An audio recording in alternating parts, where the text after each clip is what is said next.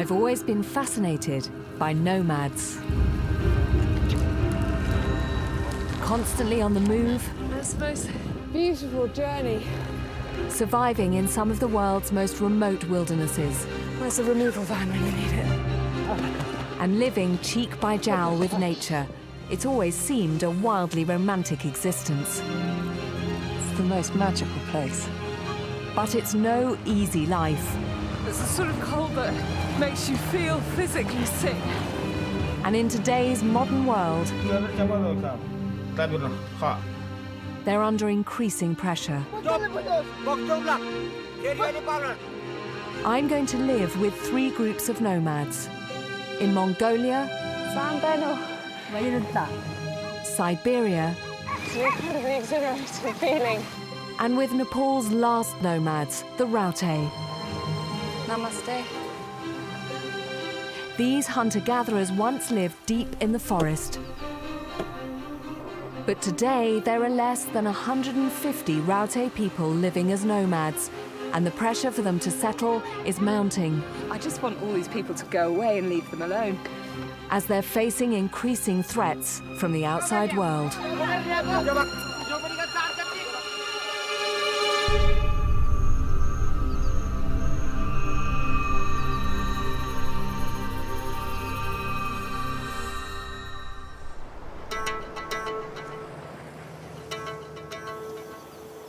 For over 900 years, the dark, steeply wooded hills of central Nepal have been home to the famously secretive Raute.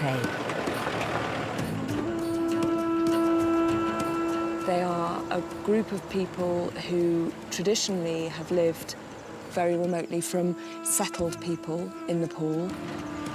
These are people that really live life on the move. But in recent years, they've been leaving the forest and settling within Nepali society, all except one small group. Very little has been written about them. We don't think that anyone has ever filmed them for television before, and getting access to them has been a very long and careful negotiating process. It's a 2-day journey into the heart of southwestern Nepal to a small district called Dilek, where I'm hoping to travel with the country's last nomadic group. The Raute move every few weeks around this, their traditional territory, which is roughly the size of Wales.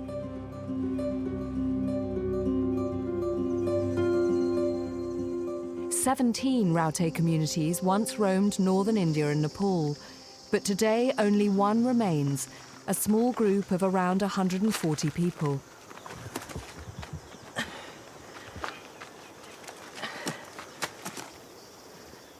I've been told that their current camp is somewhere down in this valley. From what I can gather, they are quite private people. So I don't know really what sort of reception to expect. The Raute live by 3 guiding principles: no settlement, no education, and no agriculture.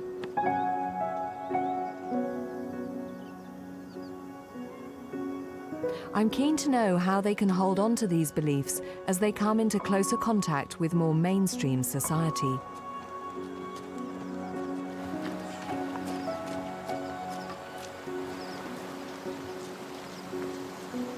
Wow.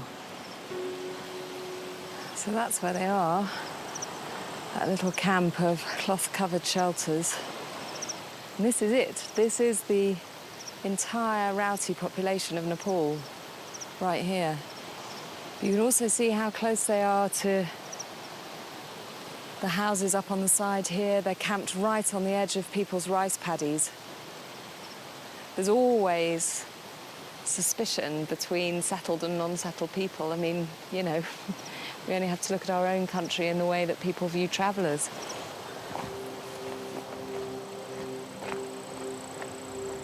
Given that there are so few of them left, and that there seems to be this shift towards living much closer to settled people, does this spell the end of the last nomadic tribe of Nepal?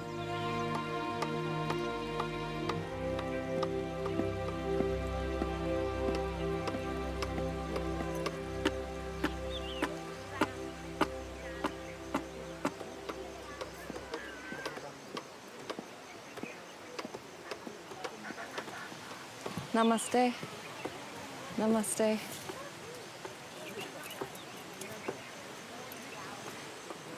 This way? Thank you.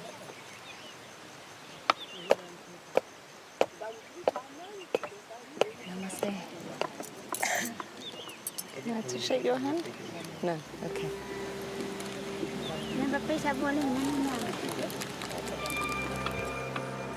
We've pre-arranged our filming and we're compensating the Raute for their time. But there's an uneasiness in the camp and no one's very keen to engage with me. Namaste.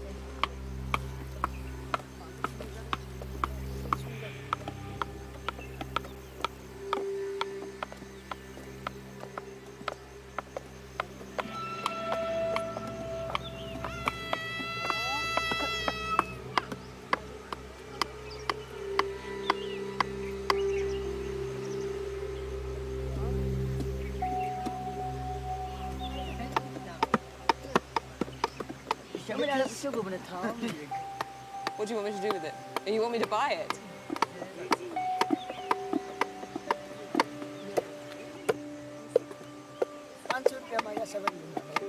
I want to know first, who taught you to carve?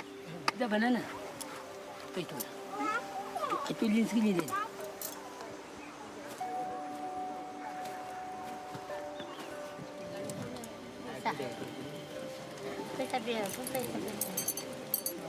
I don't want to buy it yet. Maybe another day.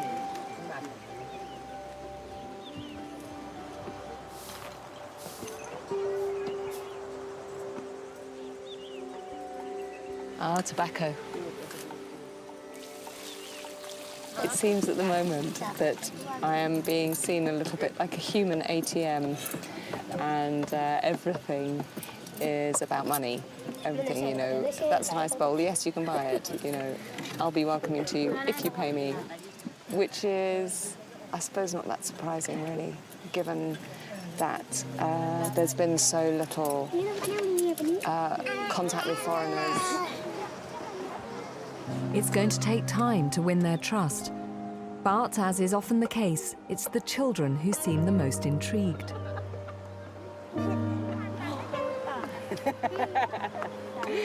Ready?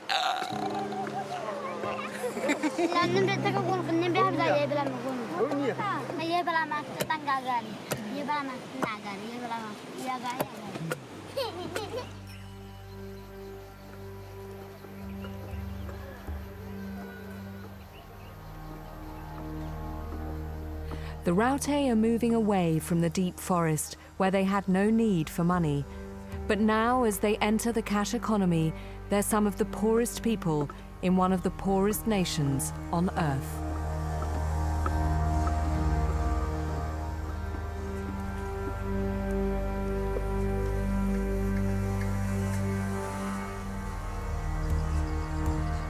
The crew and I are camping a short walk from the Raute settlement.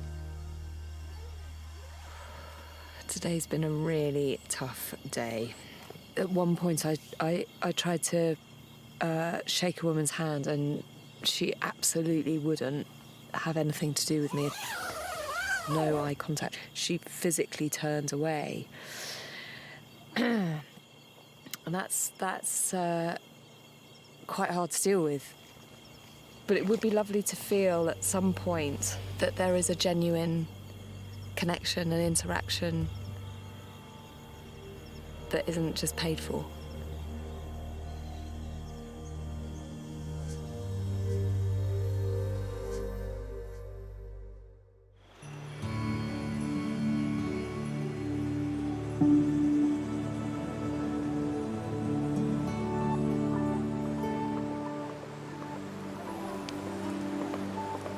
Today, the Raute have decided to move.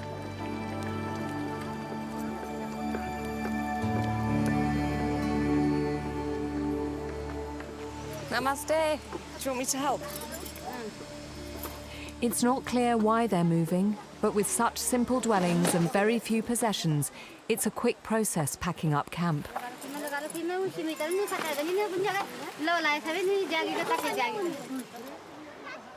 The Raute may not own much, but it often takes 2 days to carry their belongings to the new campsite.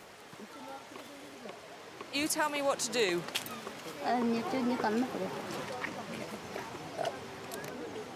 Okay, so what would you like me to do?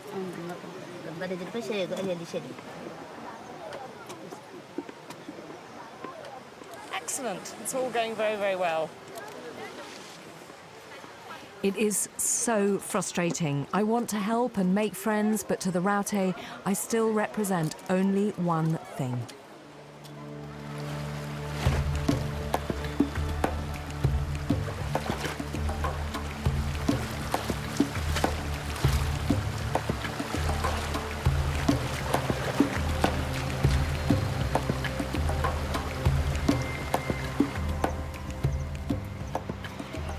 I feel very guilty not carrying anything, particularly when you see these little kids walking up with their human loads. But at the moment, they still don't really know what to do with me, and I suppose I don't really know how to break the barriers down. Okay, you go ahead.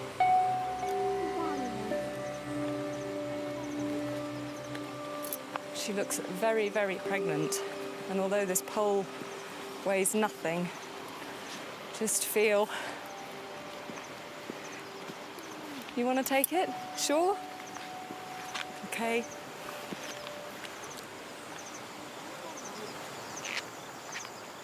And then a small breakthrough.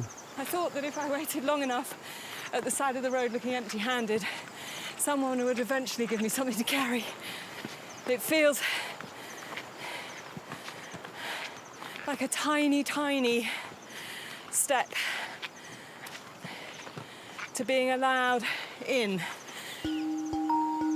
These hills are at 1,700 meters above sea level, so walking with heavy loads in this heat and humidity is incredibly tough.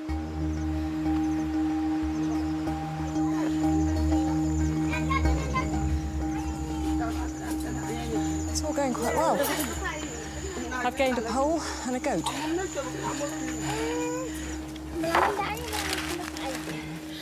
It's hard work. We're doing this in the hottest part of the day. I'm trying very hard not to show any sign of weakness whatsoever when you've got little things like this probably carrying more than their body weight. While we rest, one of the most respected elders, Mine Badu, tells me about their moves.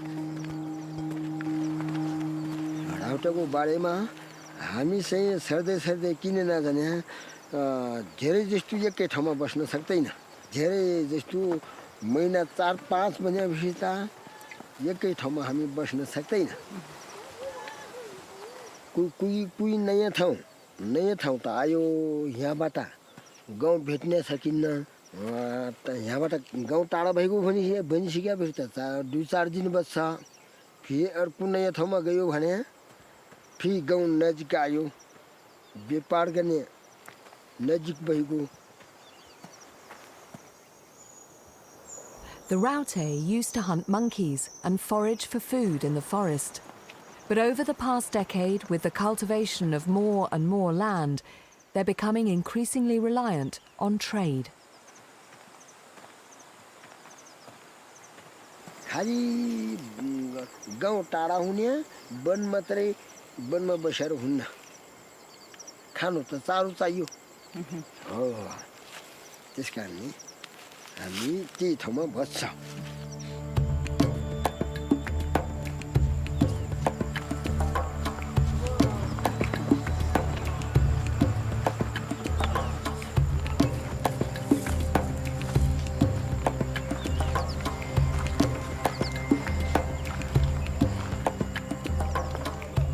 After 4 hours of trekking, we arrive at the new camp, which looks remarkably like someone's farm. Let me just put that down. Oh. There are 4 Raute chiefs, each elected by the community. One of them, Ain Badu, has asked me to go with him to collect wood. Each time they move, the Raute rebuild their simple shelters, taking what they need from the surrounding forest. So this is what the villagers are afraid of. All the Raute now spreading out and cutting trees down. Now, you might think, why don't they bring everything with them? But given that they carry everything by hand, and having just carried a few poles myself, I can understand why they just think, well, you know, it'll all rot down, we'll just leave it there. But equally, you can see why the villagers must think, what a waste of wood. You need more? We're going this way. Here? This one? It's illegal for Nepalis to fell trees. They're only allowed to take dead wood from the forest floor. So it's going to fall this way? Okay. So we go that side. But the government has granted the Raute special permission to take what they need. It's easy to see how that could lead to conflict.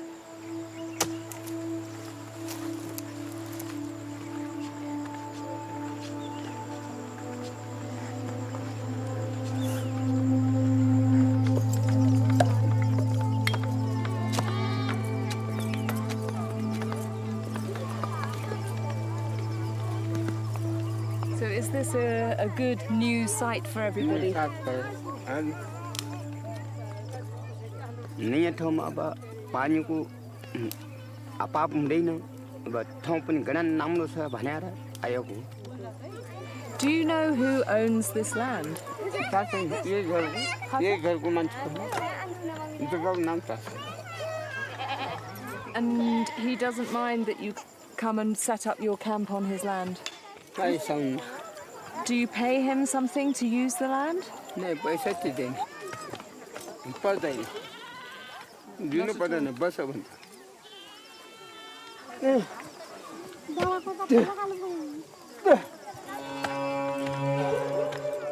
Agriculture is vital to Nepal's struggling economy. But as more land is cultivated, the Raute increasingly encroach onto farmed land, provoking tension between two very different ways of living. Amnita Bamshi and her family have farmed this land for the past 10 years. Did they ask your permission to stay on your land? सोधेन नसोधेरै हामीले यहाँ बस्न नदिने भनेको थियौँ नानी अघि फोहोर मैला गर्ला त्यहाँ दोकानमा बस्न दिमला भन्ने हो त आफै मन परि आएर बस्दे अब उठो भन्दा पनि मानेनन् अब फेरि यो जातलाई उठो भनेर हुने रहेनछ त्यो उमा अब त्यो अब दोकानमा बाप बेन्चाहरू त सब हाँसे पनि कसले बिहे गर्ने भोलि बिहान के गर्नु यो राउटेले मागेर पैसा दिँदैन यो जात त अगतिलो जात हुँदो रहेछ I've been with the Raute for 3 days now. It's hard getting to know them, but I am starting to understand their sense of identity.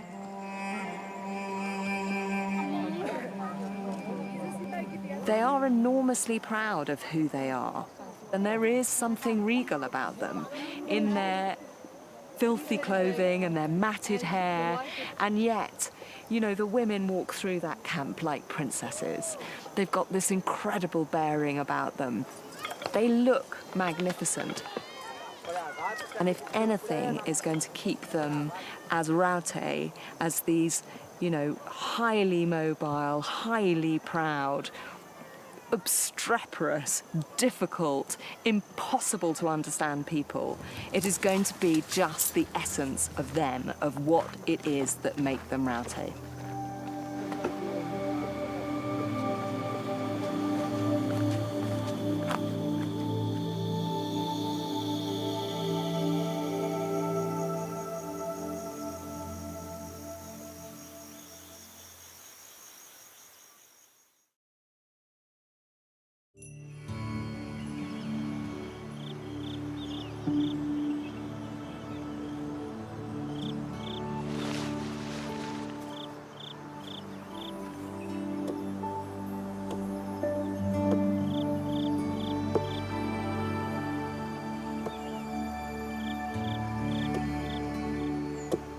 The next day, the Raute are gathering yet more wood, but this time to make handicrafts. In the past, they bartered their boxes and bowls for food, but today they're mostly sold for cash.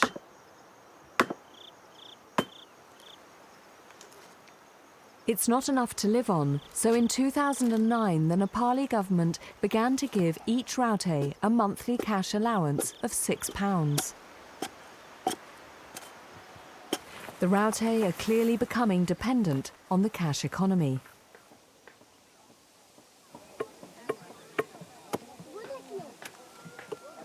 Bir Badu, another chief, is one of the best carvers in the community. Bir Badu, can you tell me what you're making? यो मुर्सु बनाउनु लागि आसन्ता मुर्सु बक्स भन्नुपर्छ चाल्नु चाहियो भाँडाकुडी हाल्नु चाहियो रुखादेखि हामी यही बनाउँछौँ हामी 10 वर्ष 12 वर्षसम्म त्यहाँबाट सिक्दैन Bir Badu has 6 children. His 2 eldest boys, Deepak and Kapil, are already becoming accomplished carvers. Do you teach Kapil and Deepak how to carve?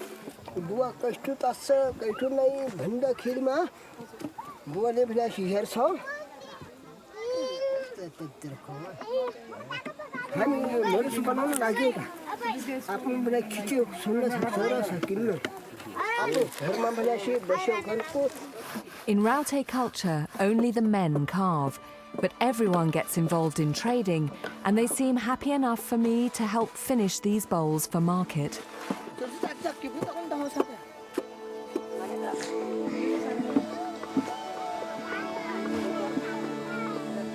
We're taking the bowls to the local village of Godabas, where a trader is waiting to buy them.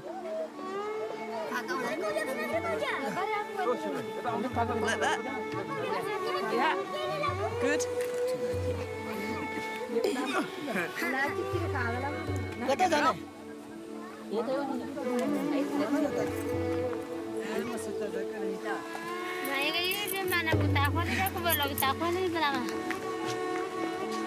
I head off with Bir Badu's sons. It's a 2-hour walk to the village, up yet more ridiculously steep hills.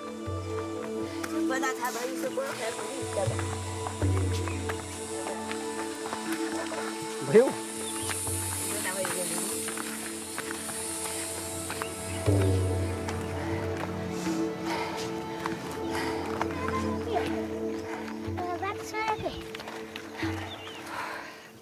This is quite a walk to the village shops.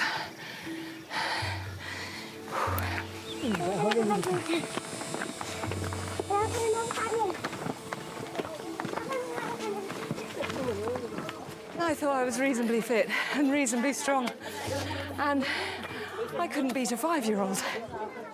It's funny, out of their camp, the atmosphere is very different. People seem to be a bit more open and friendly towards me.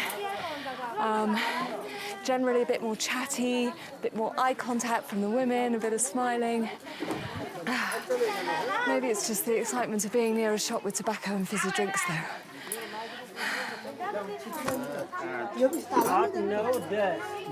The trader waiting for the Raute is from another district, 200 kilometers away. यो भाडा जान्छ India जान्छ यो यसलाई फेरि परिवर्तन हुन्छ यो गएर फ्याक्ट्रीमा यो अर्कै किसिमको बन्छ फ्याक्ट्रीमा गएर The bowls will be refined and decorated for the European market, where they'll sell for up to £40 each. How much will you pay for the bowls? अहिले हामीले चाहिँ 200 रुपैयाँ दिने गरे सरदर हिसाबले हामीले त्यो मिलाउँछौँ Only 200 rupees? Not very much. Should you pay more? हामी पनि अब गरिब हो अर्काबाट कर्ज निकालेर केही न केही गर्नु पर्यो भनेर अब एउटा पेसा नै गर्नुपर्छ भनेर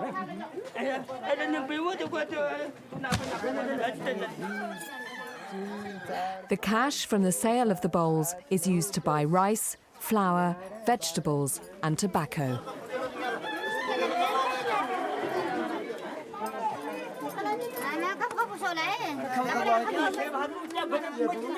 Did the sale go well today? Did you get some good money? Yeah? And what will you do with the money now? Kani, rice. As the Raute move closer to the settled world, they become more exposed to all its trappings.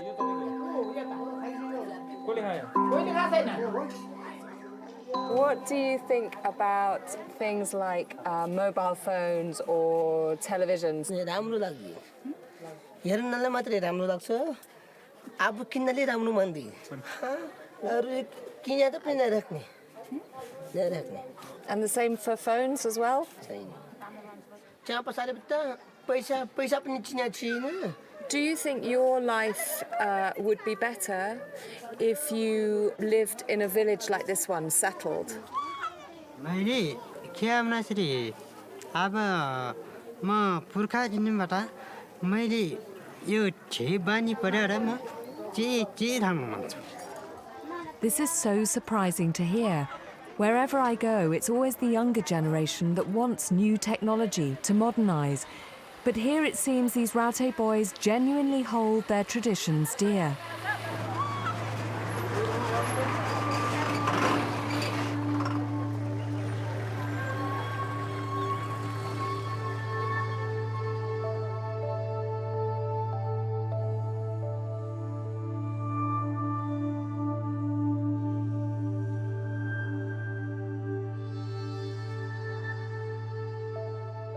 Donald had a farm, E-I-E-I-O, and on that farm he had a dog, E-I-E-I-O, and then you do the noise that the dog makes with a roof, roof, there, and a roof, roof.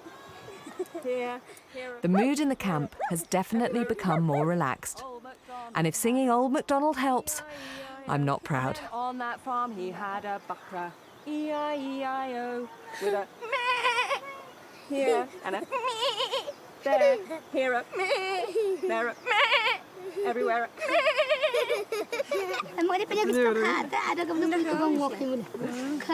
Old MacDonald had a farm, E-I-E-I-O, and on that farm he had a, what's the word for cockerel? Brilliant! Helping with the move, selling bowls with the boys, and now singing Old MacDonald really seems to have broken the ice.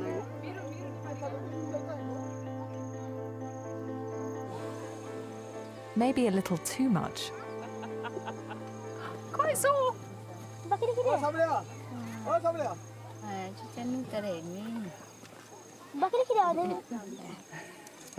Tulsi is Deepak and Kapil's aunt. She's been asking me about whether I've got a baby or not. She's a widow. Her husband died a few years ago from what they think was malaria. How many children do you have?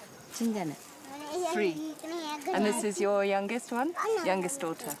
And then the other 2, you have sons or daughters? In Raute families, is it good to have daughter or son, or it doesn't matter? Hello. You're almost as pretty as your mum. When her husband died, Tulsi lost her main source of income, as only the men are allowed to carve bowls to sell. She does receive the monthly government allowance, but it's not enough to sustain her family. But the Raute are a close-knit community. Tulsi's brother-in-law, Birbadu, and his sons, Kapil and Deepak, help to support her.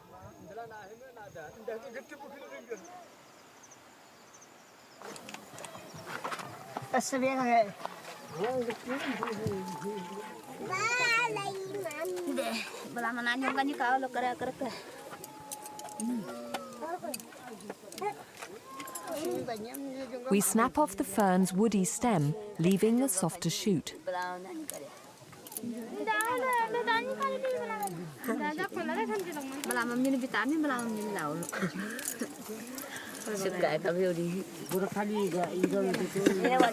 The fern fronds are boiled in salted water with chilies and then left to go cold. Tulsi and her children will eat them with plain boiled rice this evening. This may look like a very simple scene, but the contrast between this and a few days ago is quite extraordinary. I can't believe that I've been allowed into a widow's tent just to help her cook. It doesn't look like much, but for me this feels like some sort of acceptance, and it's really special.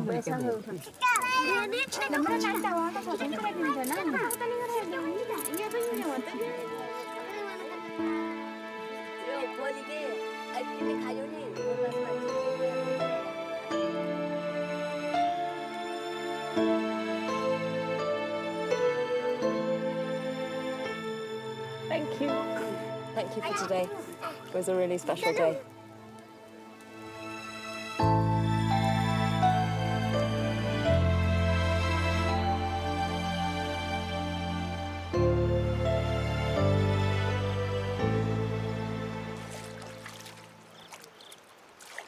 This morning, it's all change.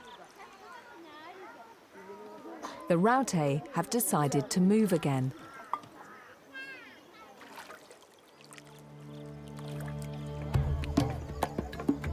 The decision to move is taken by the whole group, but the chiefs have the final say.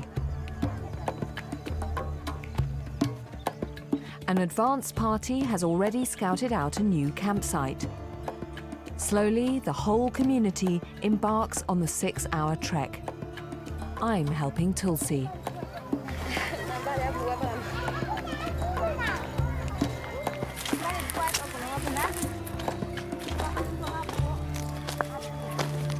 The Raute usually move when their camp becomes unclean, if the water supply isn't good enough, or after a death in the group.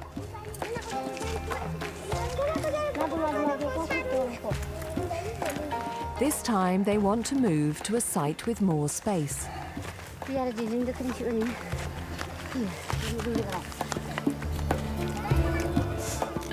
In 5 days' time, it's the biggest festival of the Hindu calendar, Desai.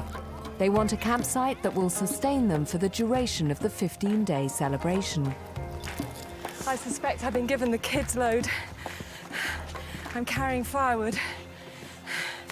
Probably not that much, 15 kilos. But this hill is a killer, even for the nimble-footed Raute.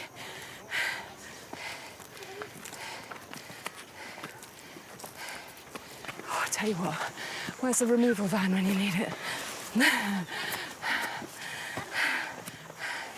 The one thing that is coming through unequivocally during the time that I spend with these people is that their nomadism is right at their heart. This is their life. And it's hard, but it's what makes them tick.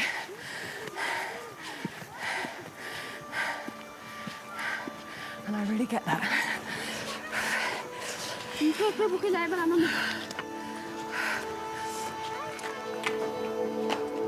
After 3 hours, we arrive at the halfway mark.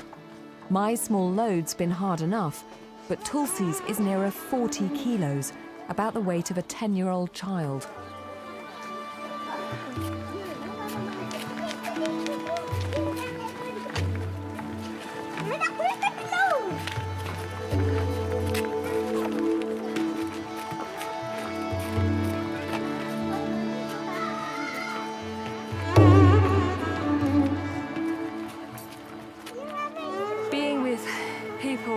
Like this makes me feel just so inadequate.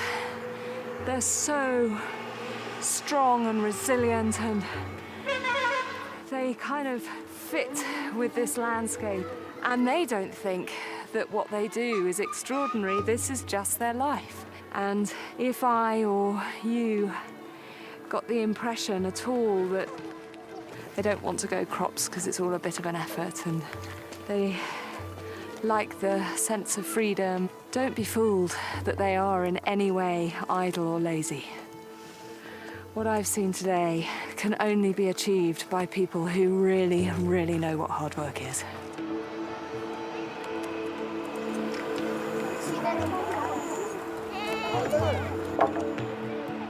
The Raute's new camp on these man-made terraces is surrounded by a busy road. It feels a long way away from their traditional settlements deep in the forest.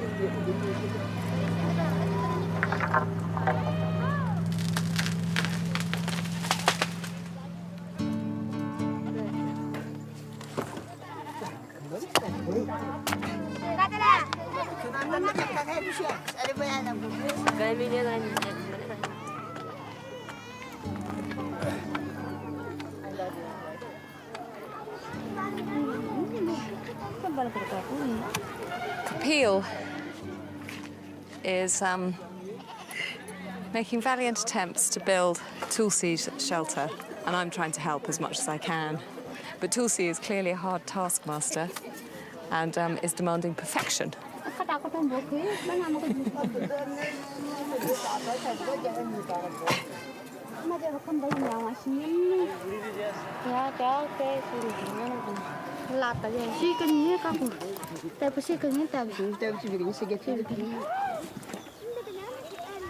Over the last decade, as other Raute groups have settled, they've become subsumed into mainstream society.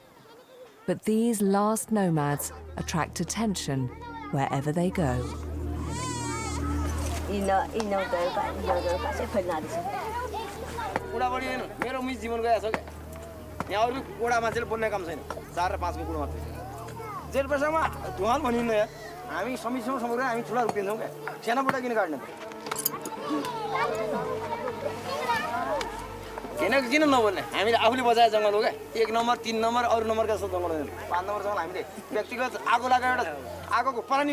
Villager Jit Bahadurmala is employed by the district to take care of this small communal plot of land.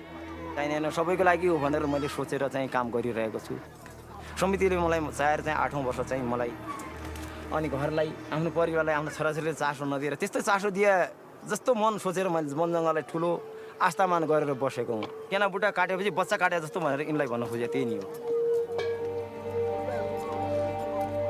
किन बस्के भने हामीको यस्तो यो हामी यो पाल्ता तागुने यो सासु बुटा नदाल्छु के भने ठुला बुटा हामी के गर्ने यो ठुलो घर बन्छ के हो बन्छ के भने हामी यो जिमी जग्गा लगाए पनि एउटै हुने त्यही कारणले सानो बुटा ढाल्दिने दाइले घर बनाउने पछाडी बेटा यो गाउँ विकास समिति गरेको छ म There have been a lot of people coming to the camp. What do you think of that? राम्रो लाग्छ कुनै मान्छे राम्रो कुरा गर्न थाल्छ And do you ever get scared? त किन्न लाग्छ नि यो यत्रा यो दलित मान्छे सबै उच्चक्यो भने यत्रा टोकेर चाहिँ काप्दै बाट्ने हो कि त्यसको डर पनि लाग्छ राम्रो लाग्यो अगाडि मलाई कुन ठाउँमा जग्गा रोज्छौ रोजा त्यस सरकारले आरक्षण वितरण गरे पनि हामी मलट उनी आएर बास्ने पुरा चाख्न कुदुने छैन कुका रेला पनि आके छन् भइहाल्न अब या बिमार निकालेका छन् आएर हामीले राउट्याउँ मात्रै भनेका छन् के छैन Kapil and Deepok's father, Birbadu, is embroiled in an argument with another local man.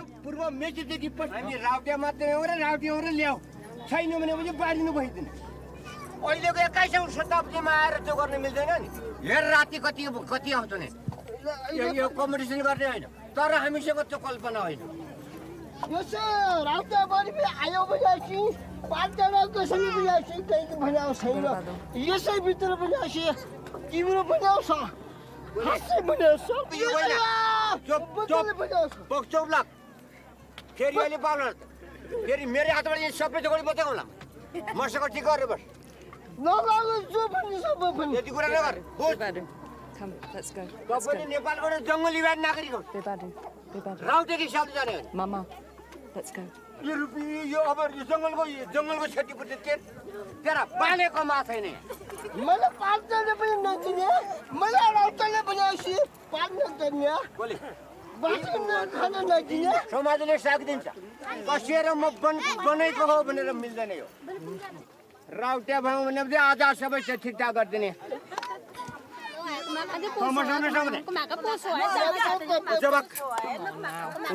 to your wife and I'll take you.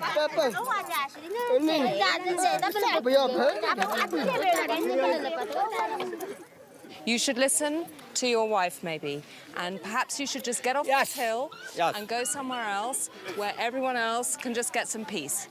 I Will you do that? I am sorry. That's okay. It's been a very tense afternoon. I can't say I'm surprised, really. This site that they've moved to is so public, and there are a lot of people who are threatening them in one way or another. There was one man in particular who works in the forestry around here, is incredibly upset that they've cut down the trees, and I have to say, I can totally see his point.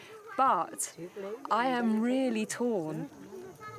So I feel incredibly protective. It's really odd, but I just want all these people to go away and leave them alone. So...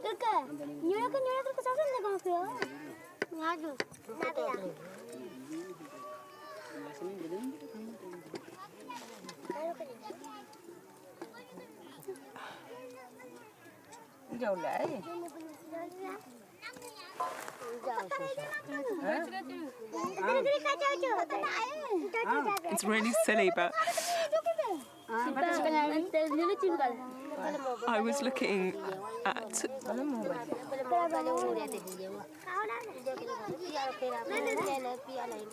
Kapil's face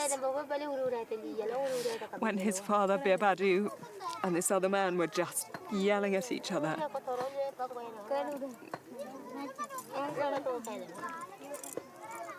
And he just looked.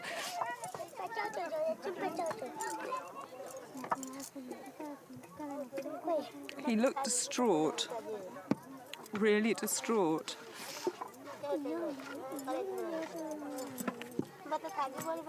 And as much as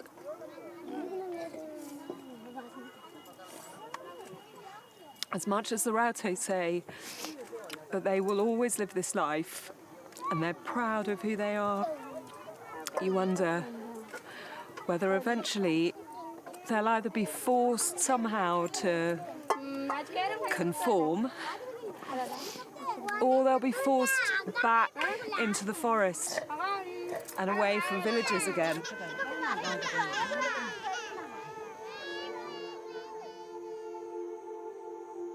When people come and they shout at you and they want you to go away, does that happen a lot?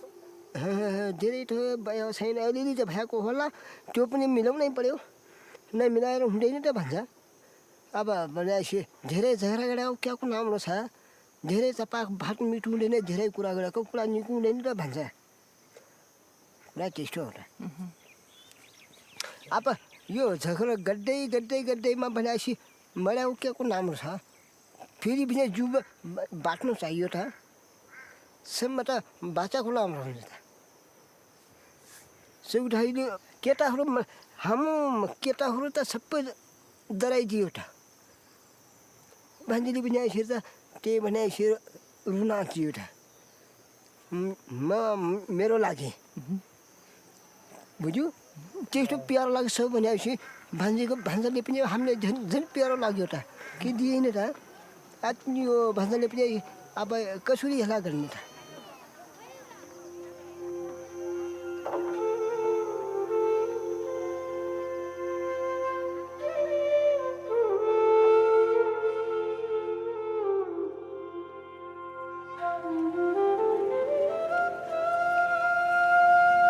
Today's the start of the Hindu festival, Desai. The Raute's own belief system is a mixture of Hinduism and animism, the ancient belief that all things in nature, animals, plants, and the elements, possess a spiritual essence. To help them celebrate Desai, the Nepalese government gives every Raute family a special payment of £65, with which they buy a goat for slaughter and enough food for the 15 days of celebration.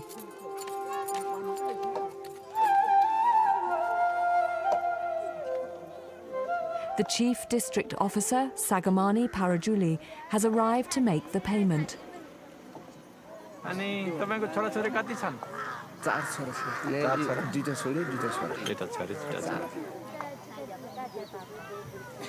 Would the government like, in the long term, to see the Raute become a settled people? Yes, we have to convince them to be settled. Their life will be more easier, comfortable, and forest will be preserved. Do you think they would be willing to settle? Generally, they are not willing. We have to convince them. In future, I hope they will come to the mainstream social life. It will be better. And gradually, they will not remain barefooted all the time. I hope within 2-3 decades, their life will be drastically changed and towards better life. I think it would be a shame. It's pretty clear that by handing out this cash, the Nepalese government is trying to entice these last nomadic Raute into becoming settled.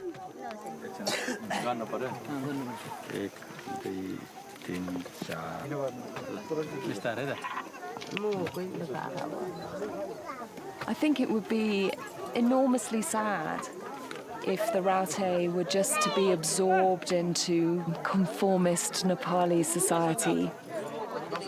The world has become so homogenized, and when you meet and spend time with people like this, you realize that there is a great deal of value in diversity. But my worry is that with such a small group of them, just 143, still living like nomads, what chance do they really have? It may, in the end, be a combination of all those social and political pressures, and that they become used to having a bit of cash in their pockets that may undermine this extraordinary way of life. But the identity of being a Raute is extraordinarily strong. There is a real pride in their heritage, and I don't think they're going to let that go lightly.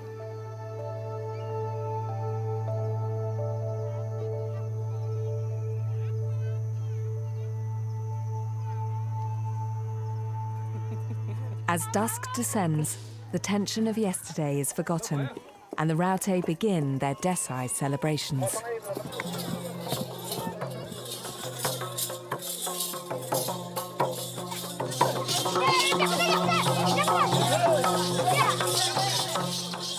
I am cursing these people.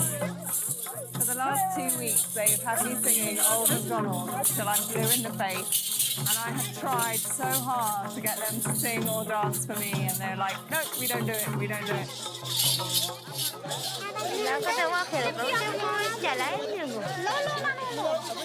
And there is just something wonderful about this atmosphere with the light failing and this wonderful smell of very fragrant smoke in the air.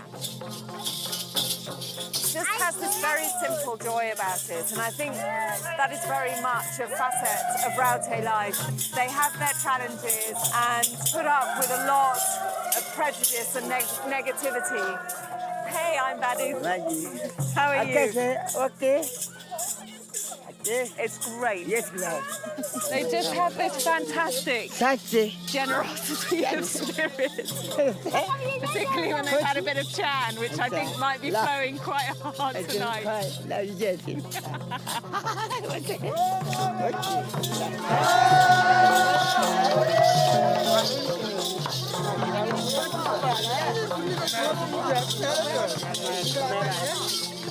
This This is my last night with the Raute, and tomorrow I'm going to be heading back to Kathmandu and then home.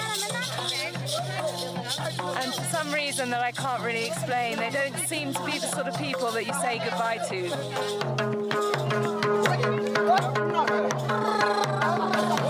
So I'm just going to leave them to it, to celebrate Desai, and then to pack up their things and move on.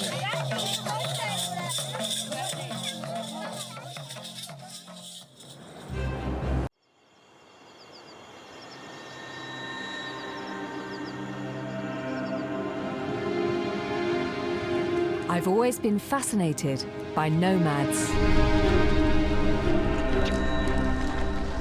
Constantly on the move. It's the most beautiful journey. Surviving in some of the world's most remote wildernesses. Where's the removal van when you need it? And living cheek by jowl with nature. It's always seemed a wildly romantic existence. It's the most magical place. But it's no easy life. It's the sort of cold that makes you feel physically sick. And in today's modern world, they're under increasing pressure. I'm going to live with 3 groups of nomads. In Siberia, It's an incredibly exhilarating feeling. Nepal, Namaste. and now in Mongolia, Sambeno. with a family of herders who are adapting to the 21st century deep in the Gobi Desert. Clearly, this is a way of life that is very, very precious. But life here is still dominated by the power of nature, as storms and predators constantly threaten their nomadic way of life. I can't stand here and say, don't kill that wolf. It's not my place to.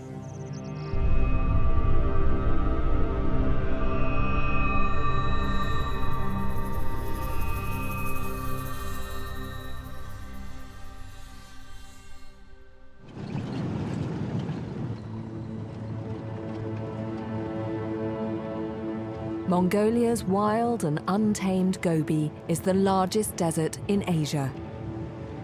It just looks like the sort of bleakest, emptiest landscape, and the idea of living here and making a living here is hard to imagine. Yet it's been home to families of nomads for centuries. I'm on my way to stay with one of them. It's just going to be really eye-opening, I think, to discover this partnership between them and their livestock and this landscape that has allowed them to thrive for this long. But Mongolia's nomads have had a checkered history. In 1924, the country fell under communist rule. For nearly 70 years, nomadism was banned and the herds were collectivized.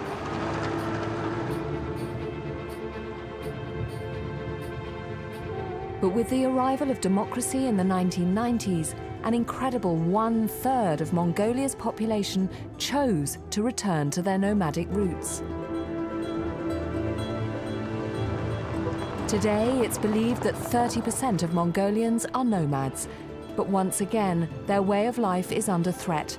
The country is going through an economic boom fueled by mining, which is tempting nomads towards a more prosperous and settled way of life.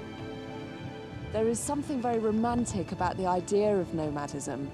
Often it isn't romantic when you see the reality of it. Often it is an incredibly hard life.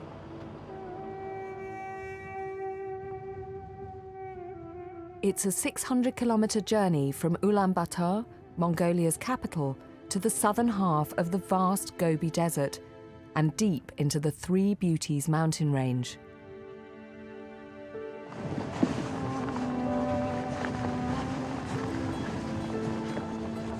I want to know what's keeping nomads here. The family I'm staying with move 4 times a year with the seasons.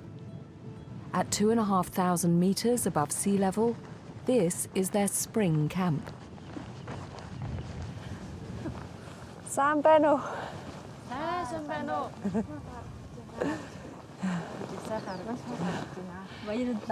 I'm Kate. Kate. Hello. Sambeno. Otno. Otno and? Chimit. Chimid. Thank you for inviting me to stay with your family.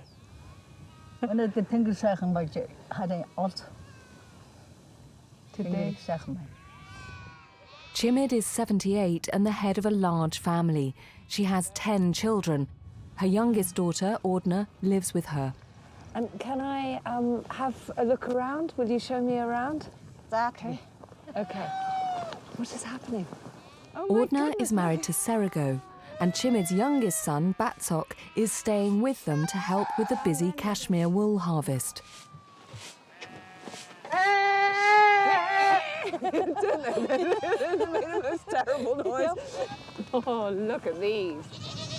The family own an impressive 200 goats, 150 sheep, and over 100 yaks and horses.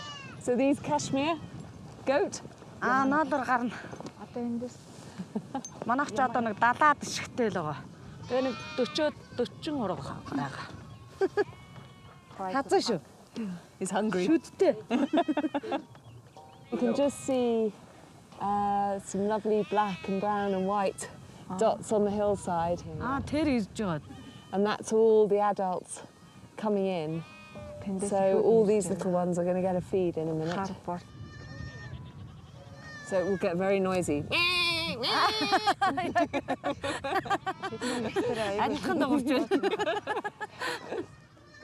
The animals are like the family's bank account, their meat and milk providing food and their wool an income. In Mongolia, they're key to nomadic success or failure. Тэгээ ийш нь ингэж нааш нь шахаж ингэж юу байхгүй болоод ийш ингэж задгаад байгаа юм бол бас чон нохой барин. Are there many wolves in this area? Бага. Yeah. Oh dear. I'm not allowed any more goats at home, but I might have to make an exception. За гэртээ. How beautiful. They all live in this communal tent known as a ger. It's their kitchen, living room and bedroom. Tell.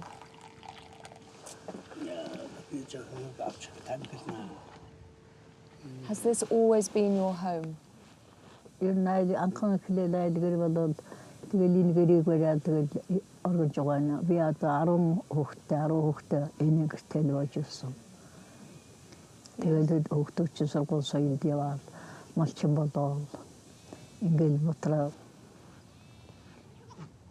Chimid grew up during the communist era, working on a state farm with her husband, who died 2 years ago. Their return to nomadism in the 1990s revived a long heritage, and Chimid proudly displays her family's heirlooms in the roof of the ger.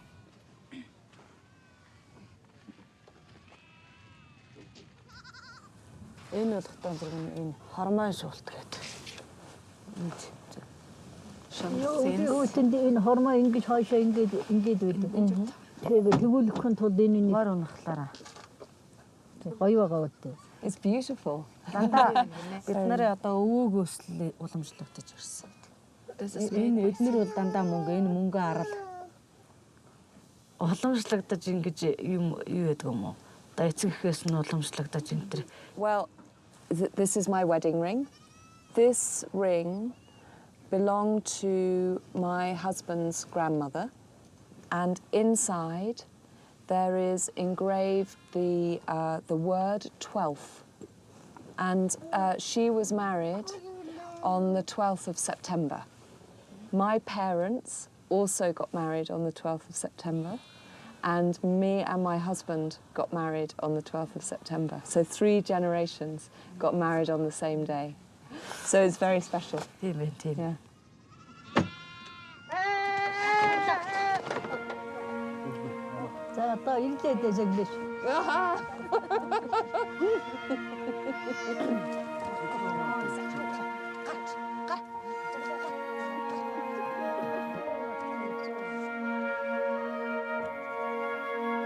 Life is fragile out here in the Gobi. It's vital to keep their animals safe, especially at this time with the newborns, like this gorgeous 2-day-old foal, the first of the year. If those family heirlooms remind them of their past, this new foal is a potent symbol of their future.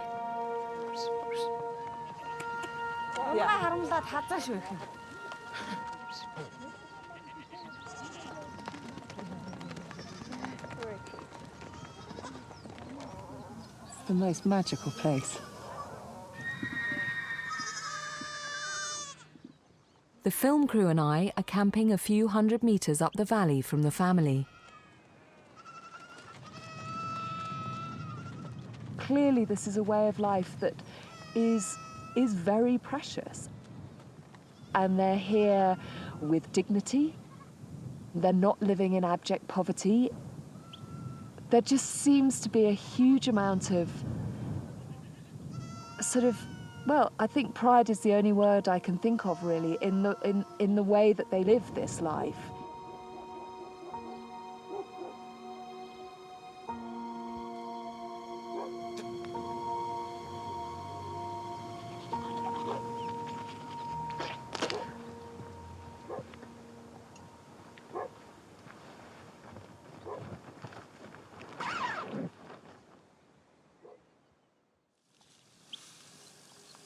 It's 10 to 6. First morning, waking up in the Gobi. There we are. Morning, everyone.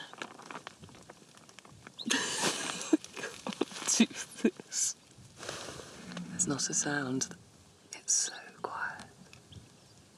I haven't even washed my face for you. I'm so sorry. Meeting the family yesterday, which is always quite nerve-wracking because it's a big leap. You're kind of just stepping into their lives and hoping that they might take you in, and that's a big ask, but it was just a really lovely, lovely start.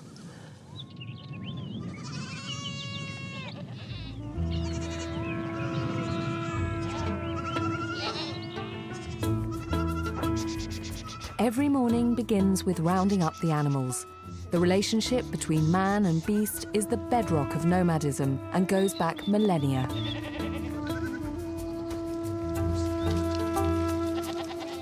Bless you!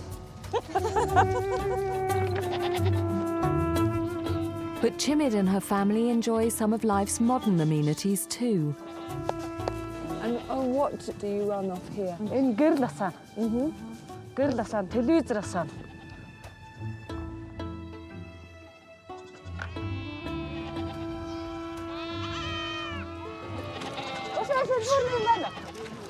The adult goats and sheep are separated from their young so they can graze on the surrounding mountains.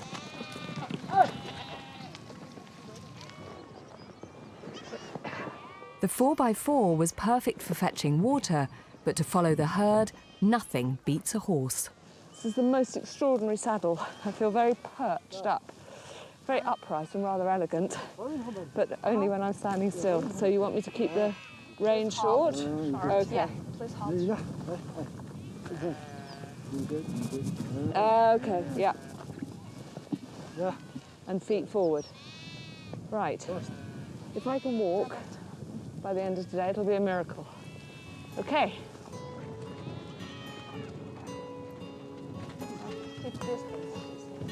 Mongolians are famed for their horsemanship, and like Ordner, most learn to ride from the age of 4.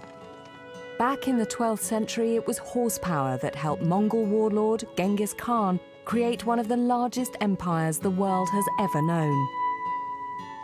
Horse is mur.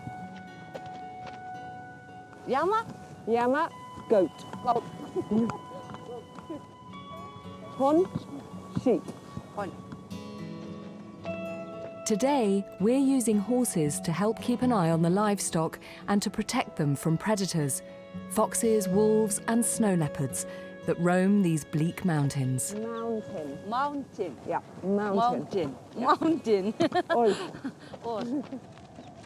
So Yama is goat, and I can teach you in the English. So what is Yama? Yama. goat, you see? Yeah, so we've been teaching each other. And on... Sheep. We're getting good. And mur. Horse. So, so I've had a little language lesson. I'm practically local. Right. Oh my goodness. Ordner spends much of the day watching the flock, but also finds time to do her beautiful and intricate sewing. Did Chimid teach you to sew?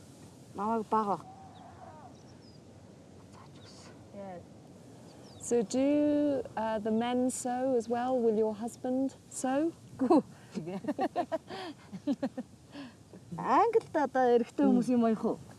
Actually, my husband, he's better than me. He's good. He has a sewing machine. So is it always your job to come out with the sheep?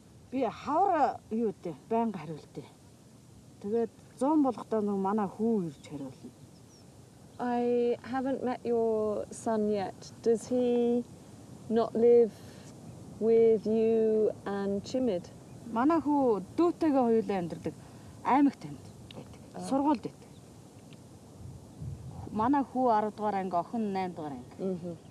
So who looks after them in Dalangzakbag?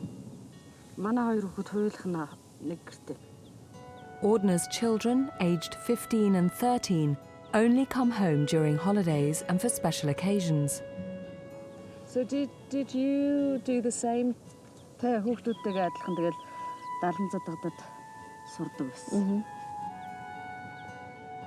Under the old communist system, a strict education policy helped achieve one of the highest literacy rates in the world. It continues today, but to get an education, children must still go to the local towns and cities. And as those cities grow, young people are being drawn to the modern world and away from their nomadic culture.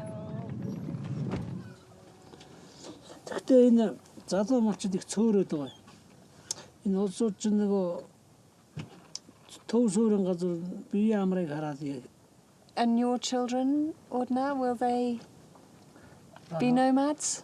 Мэдхгүй л шүү дээ. Ямар ч байсан сургуульд явна л гэж ярьцгаадаг. Тэгээд сургуулаа төгсөж ирээд тэгээд ажлын байр олдохгүй бол одоо мал хамгаалах байлгүй л гэж боддог шүү дээ. Тэгж жоод эргээд энэ малаа малцгаах байдаг үү.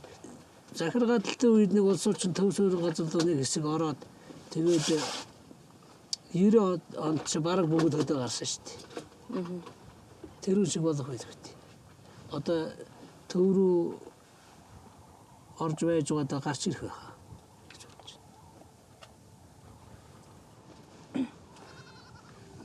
I suppose what I'm gradually unpicking about this way of life is, you know, Ordner went to school, but she's chosen to live this life. You know, no one's stopping anybody progressing, but I think they are aware that their knowledge is meaningful, that it does allow them to survive, and it allows them to live a life that they choose. They want to live this life. They have an option to be somewhere else, and yet they want to be here.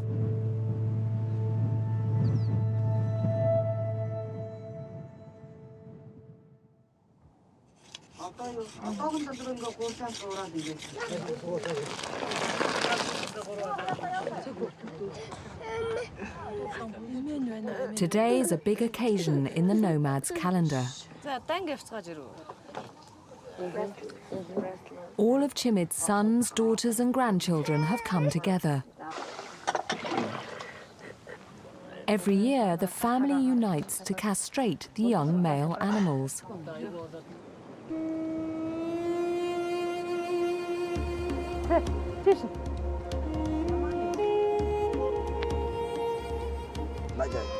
Yeah. It's for you.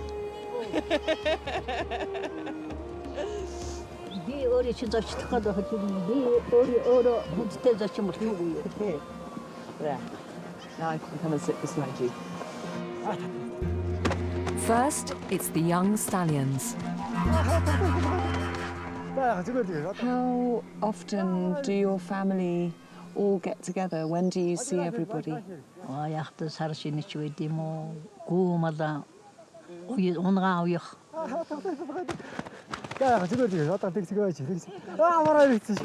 Мадыл бай жөсін сақтады, етнер чынтығыл сайсын өлгіл жүдөлі деп аты ойшы.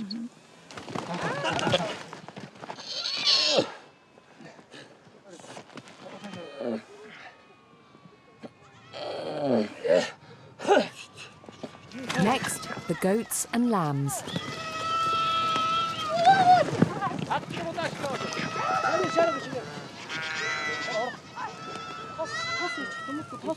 All the smoke around here, as far as I can gather, is almost like a sort of healing smoke. Part, again, very much part of this ceremony. It's a lot easier than a horse.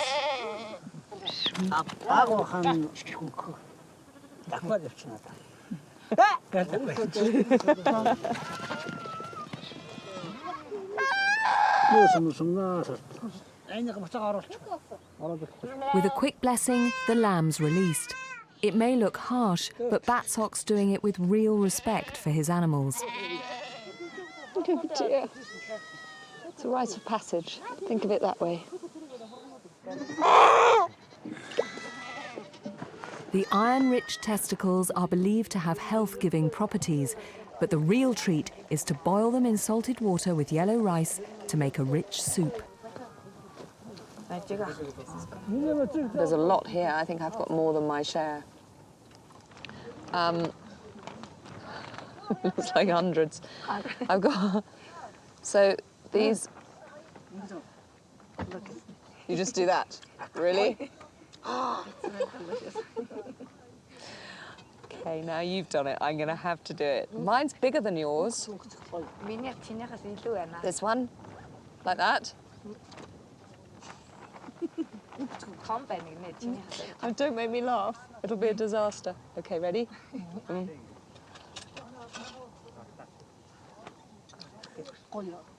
Actually, that's quite good. It's not chewy at all. It's very soft and rather delicious. Oh my goodness, my poor little lambs at home. They've got very fine testicles at the moment. I wasn't going to castrate them this year, and now maybe I will. Okay. No, you must give everyone else. They already... I am not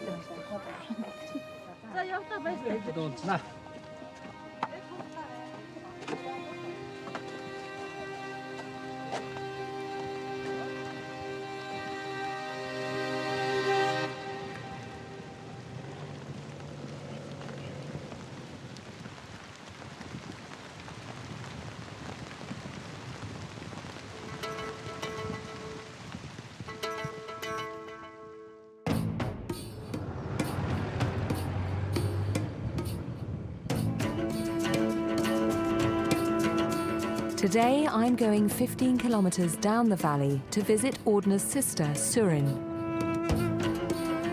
She and her husband Sengel are still in their winter quarters in a sheltered spot on the edge of the mountains. Tomorrow, they're moving to their spring camp.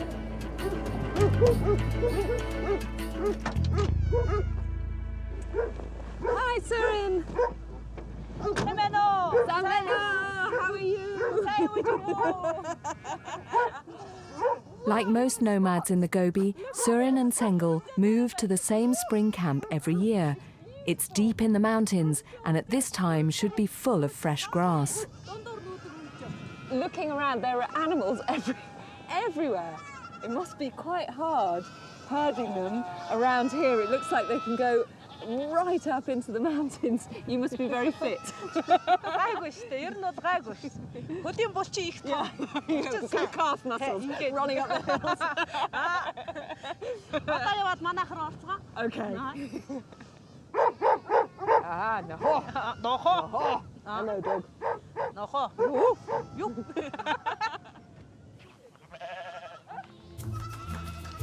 Hey!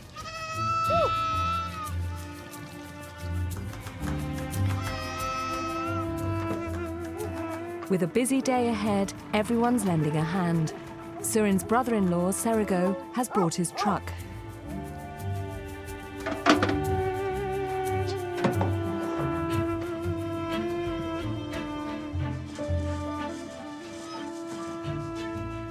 За доторх юм байлаа болцоо одоо буулгаа шууд ачлаа. Oh, do you want a hand, Surin? Put it on the back. The gair's an amazingly simple structure, with a canvas outer to protect against the wind and the rain, a warm felted sheep's wool liner, and a wooden frame to hold it all up. So what next?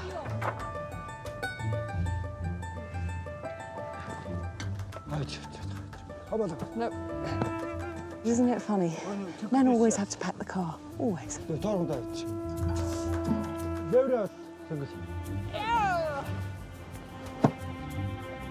Last on the truck are the youngest animals that can't make the arduous journey on foot. That's so clever. Oh. That's just genius. There is something lovely about that ability to be able to up sticks and go whenever you feel like it. As long, obviously, as it's the day of the dog, the cock, or the horse, I think. It's taken less than 4 hours to pack the entirety of Surin and Sengal's home. Once, a herd of yaks would have carried it over the mountains. Today, it all fits onto Serigo's truck. But their most valuable possession, the herd, is still driven the traditional way, by horse.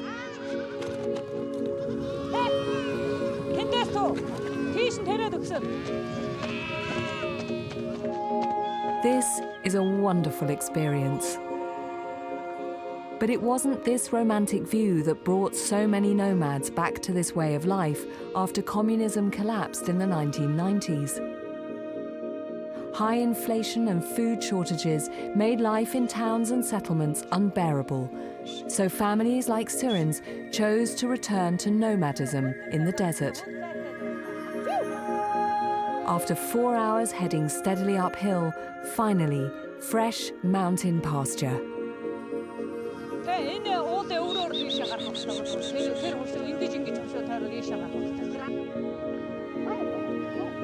It's been a day-long, 10-kilometre ride over the mountains to get to the spring camp.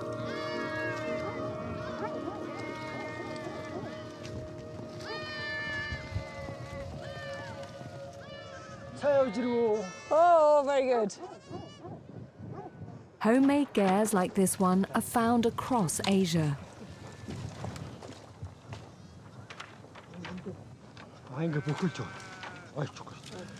It faces south, so it gets the warmth of the sun and is away from the prevailing bad weather. A gair is often given to a young couple when they get married, and they'll use it for the rest of their life. Are you happy with your new home, with your new spot? Таалагдаж байна. Одоо шинэ газар ирээ сэтгэл маш өндөр шүү дээ. Yeah. I could live with this view, I have to say. It's pretty special. It really is.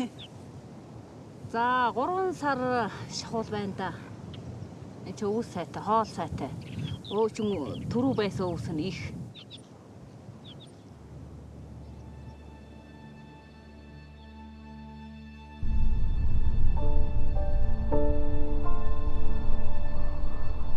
The next day, back at Chimids, there's sad news.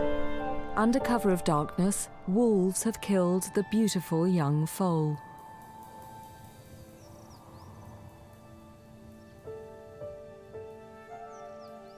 Do you lose a lot of your livestock to wolves?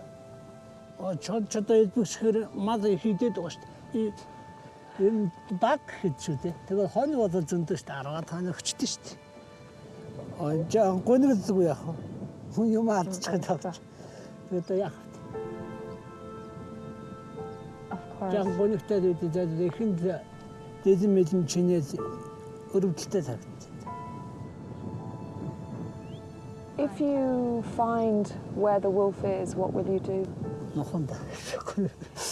Yeah. 내가 10톤 алдчихлаа гэж бодох чинь 2 цагаар өтөд гэрэг. Адуу малчин босол хөөрхөн үнэтэй шүү дээ. Мөрийг харж хаашаа явсан гэдгийг нэг чигийн тогтоож авд юм лээ.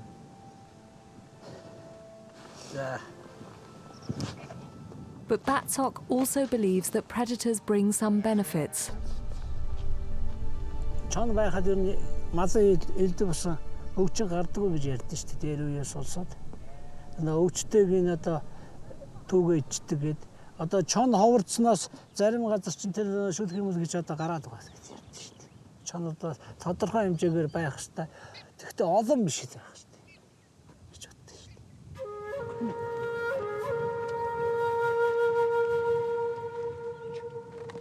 I don't know what I'd do if I was in his situation. I simply don't know. He's the one that lives here. He's the one whose livestock are being killed.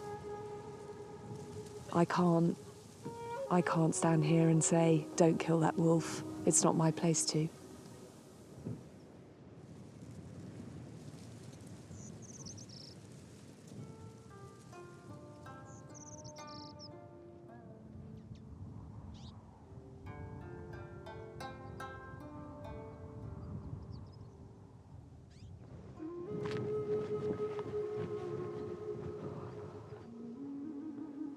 Chimid's eldest daughter's camp is just 500 metres down the valley.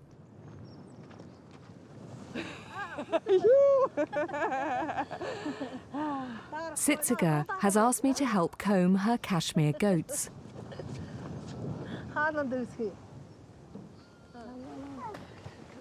After China, Mongolia is the world's largest producer of cashmere. It comes from grooming out the goats' winter hair. For nomads like Tsitsiga, it's an important cash crop. хамгийн гол орлого энэ дээ. Жилдээ өргөцөндөө зарцуулна. Мал авахгүй, мал гаднаас авахгүй шүү дээ. So do you just do this once a year? Жилд нэг л самна. Хавар 5 сард самна. Бүдөө өрөө манад ер нь голдуухал яа хэлийг л өгдөө. A kilo of raw cashmere sells for around 70,000 tugriks, or £25. With her flock of 250 goats, Sitsiga can earn up to £4,500 a year. Tell you what, in another few days you're going to have to do this to my hair as well.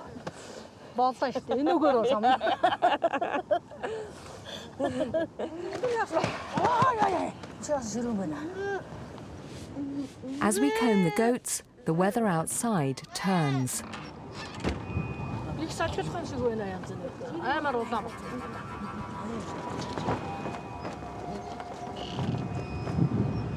During spring in the Gobi, Mongolians talk of having 4 seasons in one day, turning from a blue sky to a snowstorm in minutes. But this blizzard's nothing compared to the harsh winters, when fierce storms known as suds often sweep in, decimating herds. In 2010, a severe storm was estimated to have killed a staggering 8.5 million animals. Thousands of herding families were forced to abandon their way of life. Sitsiga may earn good money from her cashmere, but one bad winter could wipe her out.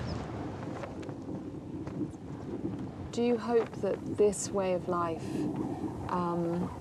will continue, say, for your grandchildren's generation? Тэнгэр газар навчаад бол мал маллах сонирхолгүй болох байлгүй энэ залуучууд. Би ч хөвдөн болоод насаараа мал дагсан болох та тэгэл малтайгаа явсаар болж хөдөлгөөн байна өсвөл цагт яахаа байна. Бодвол хоёр өөрөх айл болцоод байгаа. Манай хоёр том хүү айл болцоод байгаа. Тэр хоёр ямар ч байсан малаан дагаад байгаад байна. Босод энэ хоёрын ч бараг төвийн хүн болох байх юм цаа.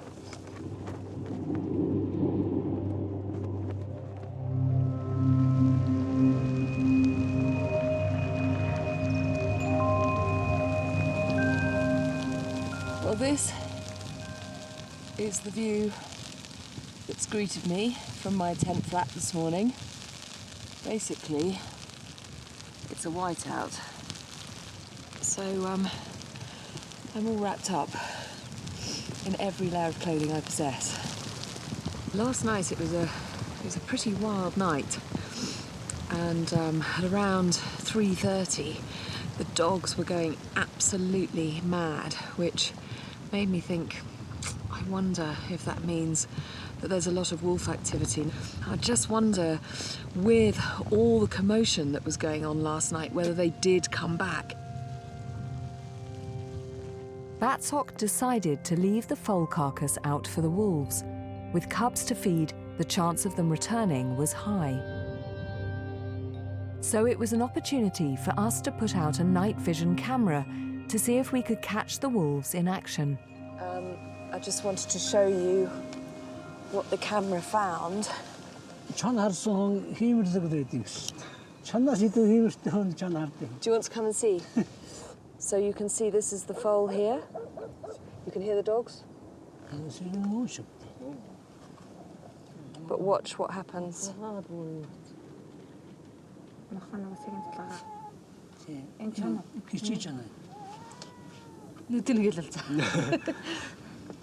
Яг сүүлээ яг ингээд 보통 그치 있어. бүгдийг авчихгүй шанал таалаа. ганц өнгөч гээл нөгөө юу яа. ганц өнгөч гээл болохгүй. Нүдэн дээр юм дээр. Нүдэн гээл баалаа. Ер нь үүрээр болцоогоо явдаг да. 4-5 цагийн үед хүн нэг дагнаар давтдаг үстэй. Тэр хитчил ямар шүү дээ. Тул тэргээ хивээд байгаа. тэгж туслах гэж бодчих. За тастаа тавцаа. Тастаа тавьчих. Шүлж байна. Гоё юм байна. Тэр танашин сэрэмжтэй байна да.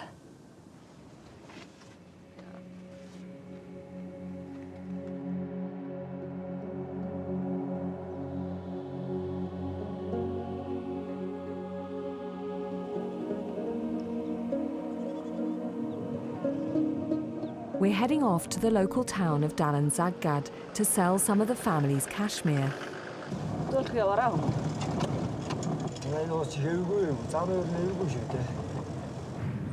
It's a 3-hour drive through the mountains and spirits are high. I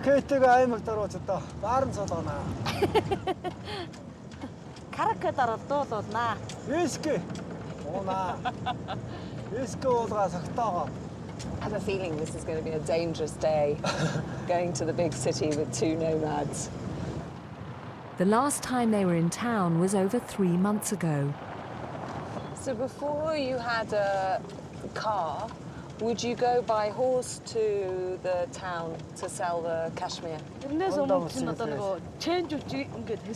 Заримдаа чэнжүүд явж идэв. Тэр нь явчихсан шүү дээ. Одоо ч нахцал яваад юу вэ машин зэрэг болсон. Багасаага явуулдаг ажлынхан талмаар 700 доллар даа.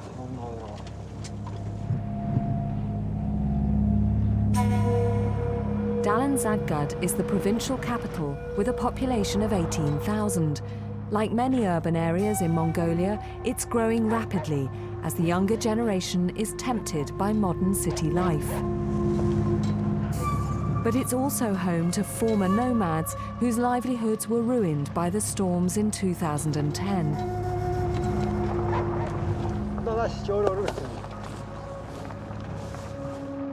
Ordner and Serago are meeting a cashmere trader by the side of the road.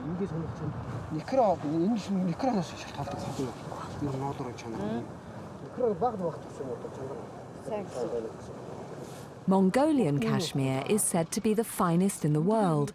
The combed hair will be processed into the fine and highly prized yarn in the capital, Ulaanbaatar. That's £250 for 10 kilos of goat hair. Since the end of communism, the production of cashmere has grown to become Mongolia's second largest industry.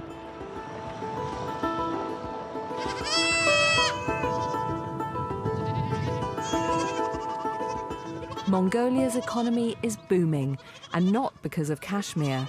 Large mineral deposits have been found beneath the Gobi, and mining has become the country's biggest industry. It's estimated that it will grow by 30% over the next few years. This newfound wealth is having a negative impact on Mongolia's nomads. Do you think that more and more people will be tempted away from nomadic life and go into mining and into industry and moved to the cities? залуучууд тэгдэг тэр зөв буруу юу гэсэн үг. Буруу л дөө. Тэгээд залуучууд одоо юу руу уурхайгаар давхад үзвэл тэр надад буруу юм шиг санагдаж байна. Юмны нөгөө газрын баялаг дуустал бол дахиж урахгүй нөхөн сэргээгддэг. Мал бол тэгээд өсгөөд хазан нөхөн сэргээгдэл дахиад байгаад байна. It's hardly surprising that young people are being tempted away when the mining sector pays up to $2,000 a month, 13 times what most herders can make.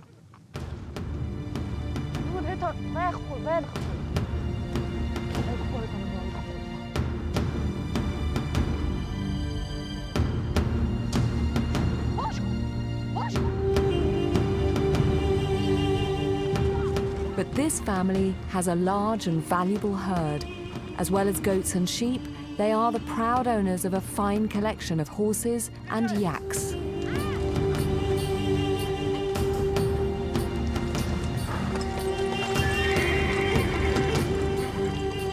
Yaks are supremely adapted to life in this harsh landscape. They used to carry the family's possessions when they moved camp. But with 4x4s and trucks doing the hard work now, yaks are kept as a symbol of pride and prestige, as well as for their milk and wool. That's fantastic. Just magnificent. Magnificent scenery. There is nothing cooler than a yak. In 2 days' time, there's a yak festival in a neighbouring valley, and the whole herd will be on show.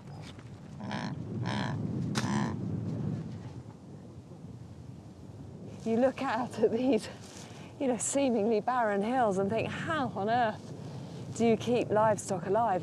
These animals are as canny as their owners when it comes to making a living out of this landscape. It's lovely to watch.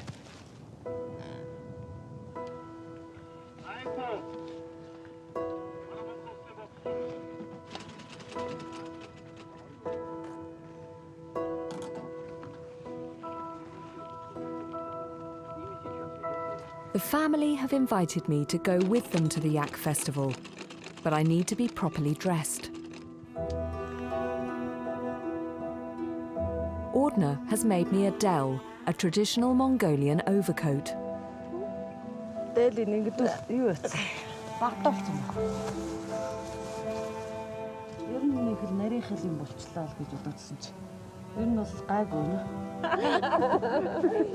It's amazing. She's very, very clever, your daughter. So do you think I look okay for the yak festival? Yeah? Sorry?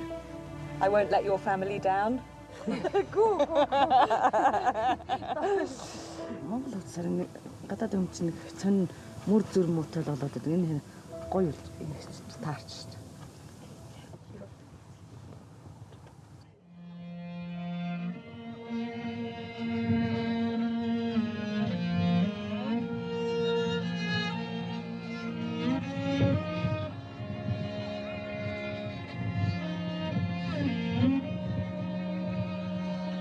It's the day of the much-anticipated yak festival.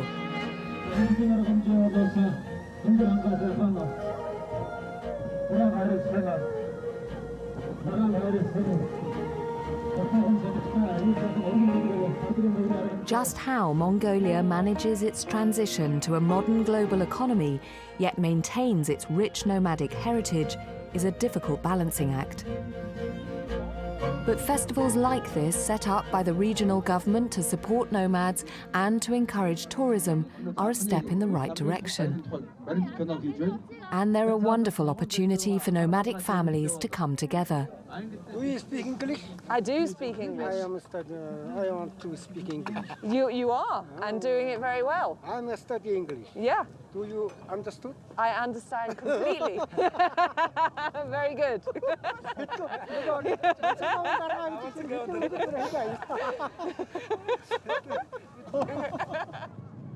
Over 300 yaks have been herded into the valley. The festivities begin with yak rodeo.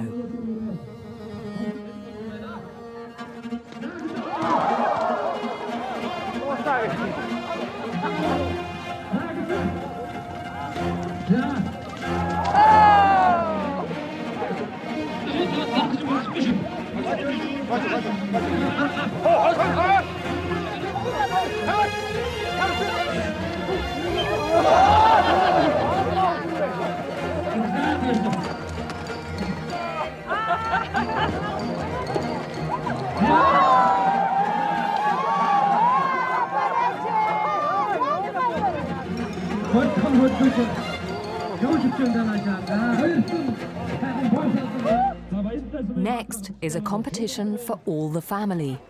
What do you want me to do? Ингээд юу вэ? Одоо хэрхсэн насыг энэ те хоёулаа том нь.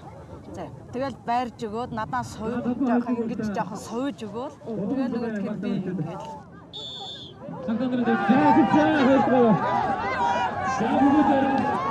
The men must catch a yak and shear it while we make a rope from its wool.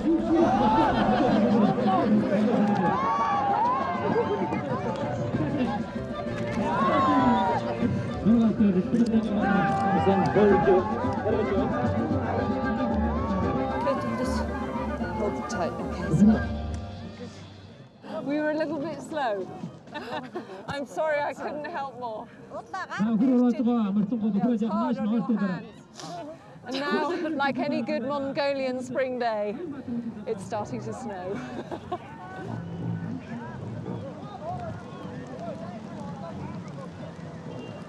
And in the grand tradition of all country fairs, there are prizes galore. Pitska has won the best female yak.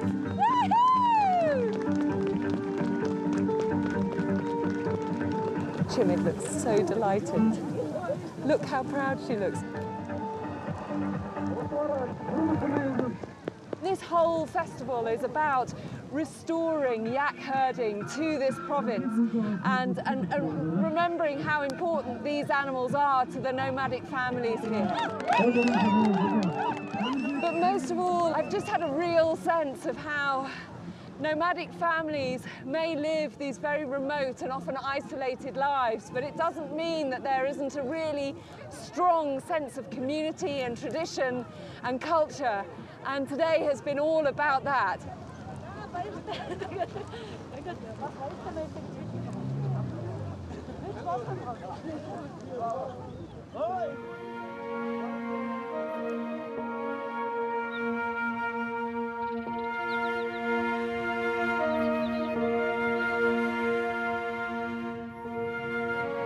With the festival over, my time with Chimid and her family has come to an end too.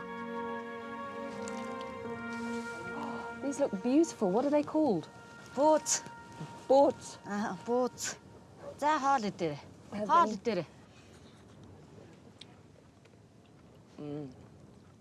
It seems like you've managed to partner in a very successful way tradition and modern life without affecting the sort of heart of nomadic life. Тэгээд одоо болсон чинь нэстэ юм хөгжин гэдэг чинь одоо лаг ерөөсөн барьж мэдэх юм байлаа.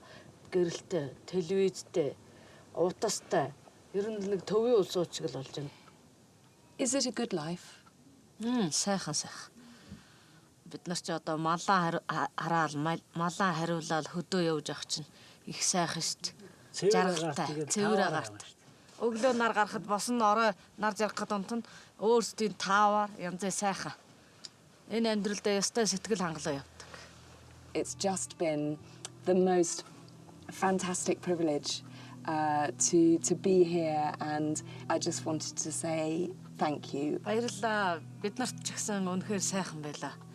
Тэгээ манай гэр бүлийн нэг гишүүн шиг тэгээ миний эгч шиг байсан их баярлж байна. Don't say that. Thank you.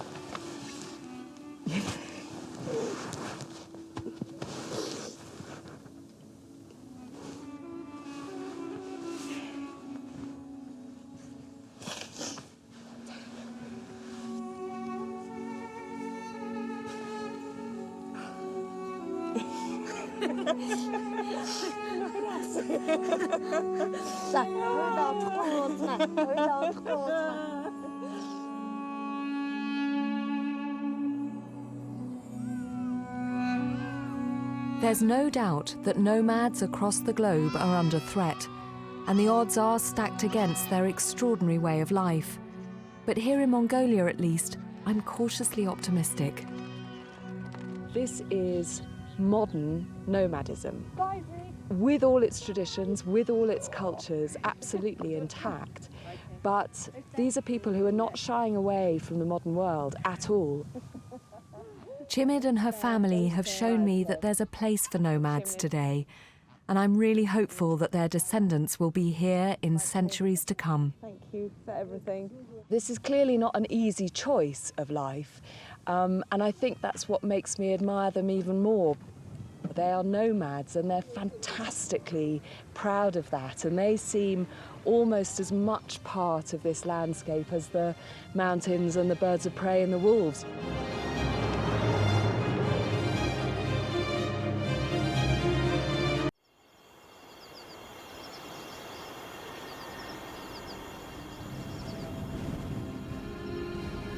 I've always been fascinated by nomads. Constantly on the move. It's the most beautiful journey. Surviving in the world's most remote wildernesses. Where's the removal van when you need it?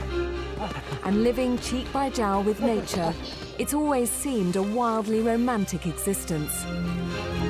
It's the most magical place.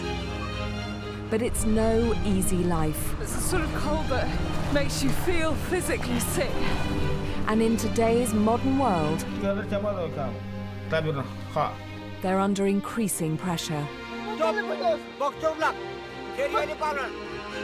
I'm going to live with 3 groups of nomads. In Nepal, Namaste, Mongolia, Sambeno, and now with the Nenets in Siberia. Incredibly exhilarating feeling. These reindeer herders have always lived life on the margins. But today, giant global threats are encroaching on their traditional migrations. Can they hold on to their ancient way of life?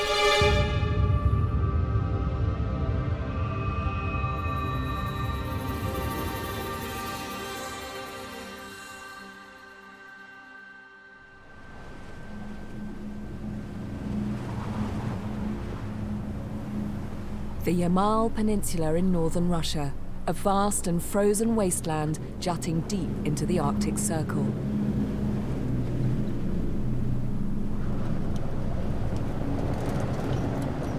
Home to the nomadic reindeer people, the Nenets.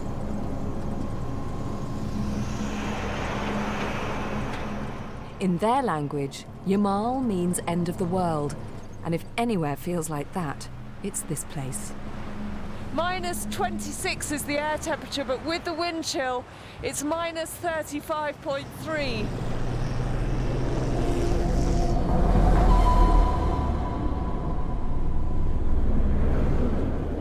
I have never been in the Arctic wilderness in the teeth of the winter.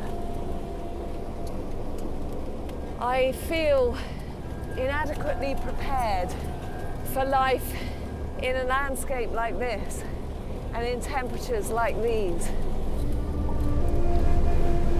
It's truly impossible to imagine how any human being could or would choose to live in a region like this.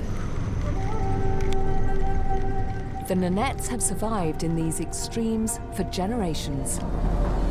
But now they're facing serious threats that could undermine their traditional way of life.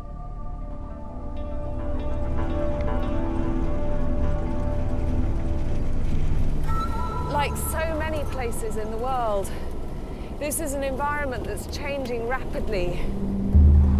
Particularly with regards to climate. In 2013, a dramatic temperature rise in midwinter led to the death of thousands of reindeer. But it isn't the only threat to these people. The discovery of huge reserves of gas in the northern peninsula have brought in machinery, have brought in roads, have brought in railways. This massive infrastructure supporting the gas industry is squeezing and blocking the Nenets' migratory routes. I'm hoping to find out how they're coping as these pressures stack up against them. It's early December, and our journey begins at the edge of the Arctic Circle in the town of Salakot. From here, six-wheel drive trucks called trekkels are taking us 200 kilometers further north. We've arranged a rendezvous with a Nenets family who are migrating south across the tundra, the barren permafrost of the Yamal Peninsula.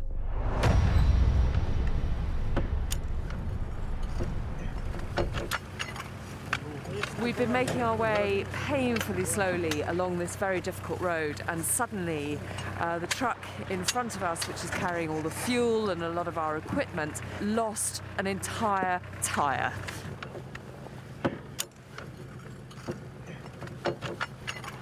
This is the size of the thing that we're dealing with. So poor Sergei and Igor are now having to try and work out how they can get this back on the trailer. Мама, что если мы... Сейчас я задомкрачу эту фигню.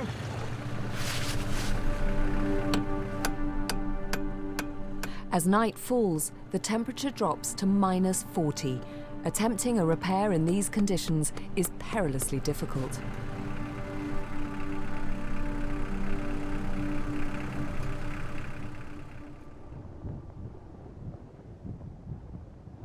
The trailer didn't get fixed last night, and we ended up here, which is one of these strange trading posts next to the railway.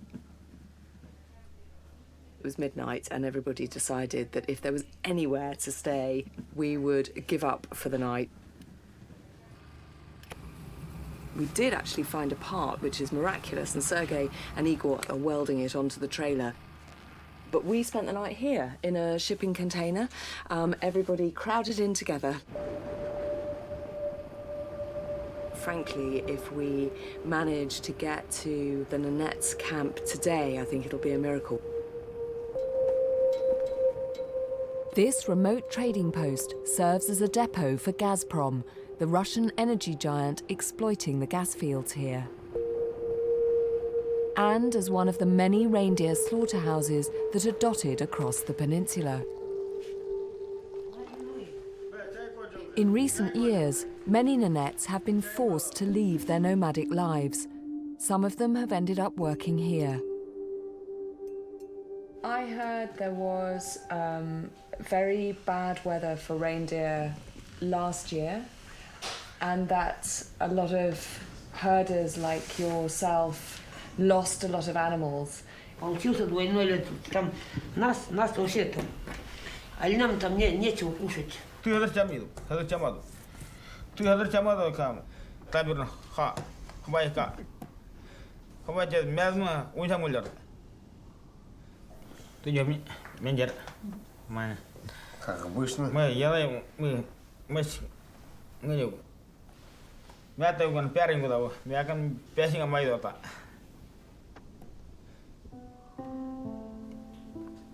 Да, дарингу. Дага там, том, ядам, махрави кондом махраваш, махраваш. 3 месяца махрам тикон, 4 месяца махрам, заработаю. Хабардам, мы коробканы хабардам. Ты уже не кабардо, то я не вижу. Вы ярину, если ты нарим, ты нарим. Харав ила тарнинго, хараван. It's a truly heartbreaking story, one that's been repeated across the tundra. In 2013, over 15,000 reindeer died, and over 60 families were ruined. Is there something, one thing that you would hold responsible for that you would blame for that? Tasi jika saya cuma jika ya saya hanya dah ngambil nawa, aku cakap ngam dia tercadanya, cakap jika mana tahu tu, hamzah dia tahu tu. 그냥 그 하도 그도 뭐 보는 거 우치. Терчал я там Маlaysia. Понимаете? А если мы свои законы топчем, допустим, сами себя не ценим, не уважаем, тогда нас никто как бы не будет уважать.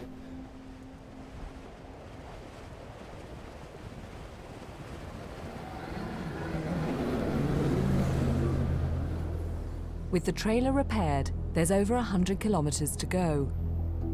And the temperature is a staggeringly low -54.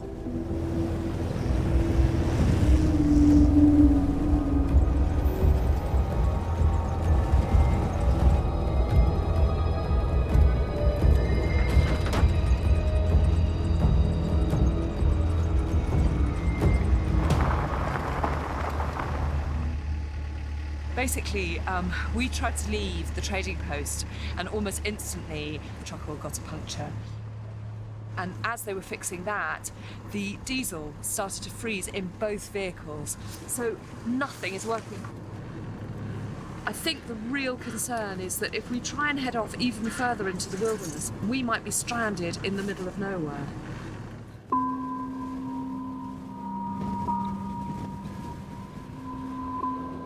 To make matters worse, the delays mean we've missed our rendezvous with the Nenets family we had planned to stay with. We've no choice but to head back to our starting point, the town of Salakot.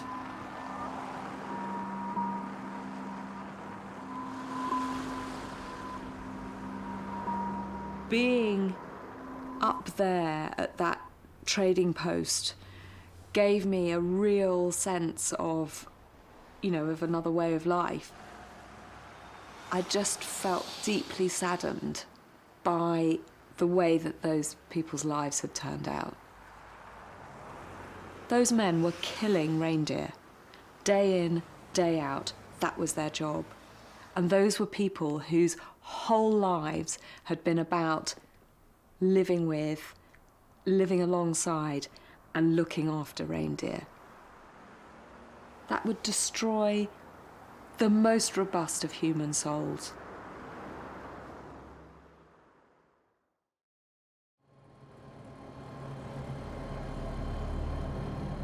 Having missed the meeting with our original family, we need to find another group who will take us in.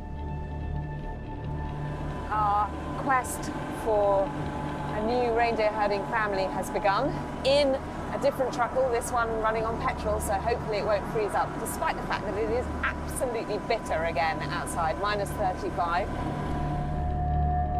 We head for another slaughterhouse where we've been told Nenets families are delivering their reindeer.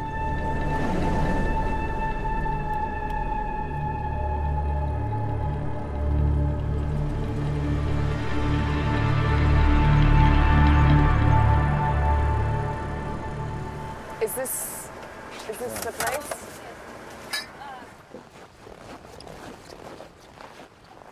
The slaughterhouse is over there.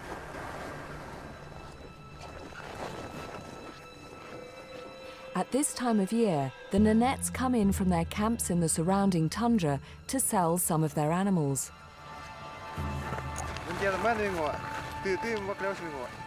The cash they earn will buy what they need to survive the year ahead. Maybe we'll go up. Let's go up and see. It's an extraordinary but sad sight as the reindeer are rounded up into pens ready for slaughter.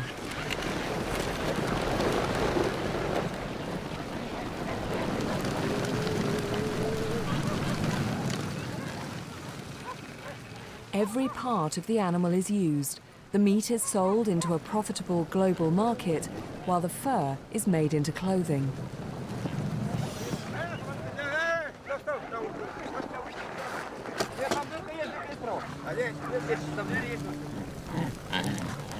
It's indescribably cold. It's the sort of cold that makes you feel physically sick if you exert yourself in any way.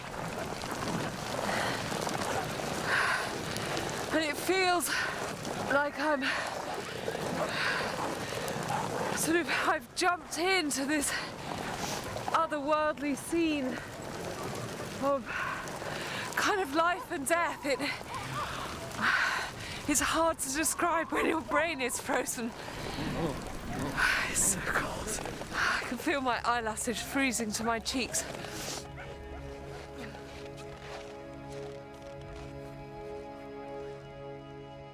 The Yamal Peninsula is home to the world's largest reindeer population, with 600,000 animals looked after by 15,000 nomads. It's rather sad that my first view of the reindeer here is the ones that are about to be slaughtered. But I suppose what they also represent is the survival for another year of the people who own them.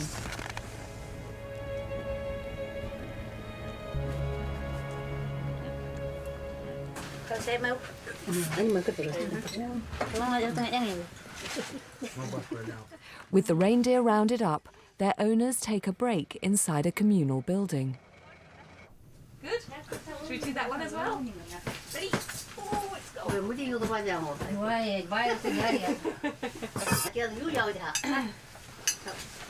gone. There are several families here, but one seems particularly friendly.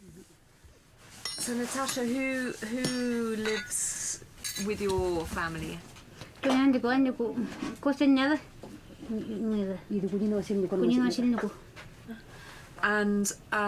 will you be migrating again when you're finished here, Natasha? Would you allow me to come and learn from you about the Nenets way of life?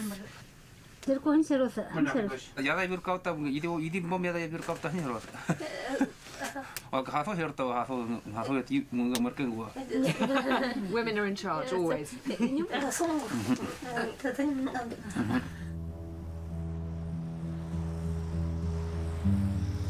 We set off for the family's camp, Natasha and her daughter guiding the way while Kostya travels back on his sledge.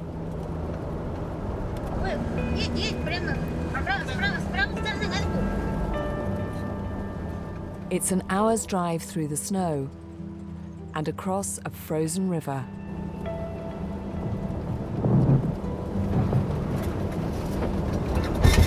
Sorry. That's okay. No, you're doing good driving, Daniel, don't worry.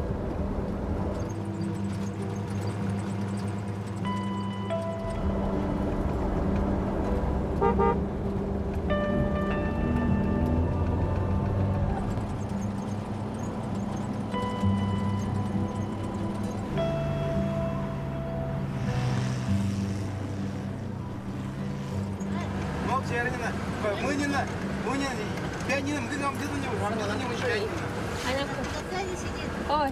На связи, да? Свет, правильно, пол. Связи рыгаться, он не маркиза. There's a man up a tree here. I was thinking, what on earth is he doing? Apparently he's trying to get mobile phone signal. This is modern nomadism for you. Oh, it's beautiful, look.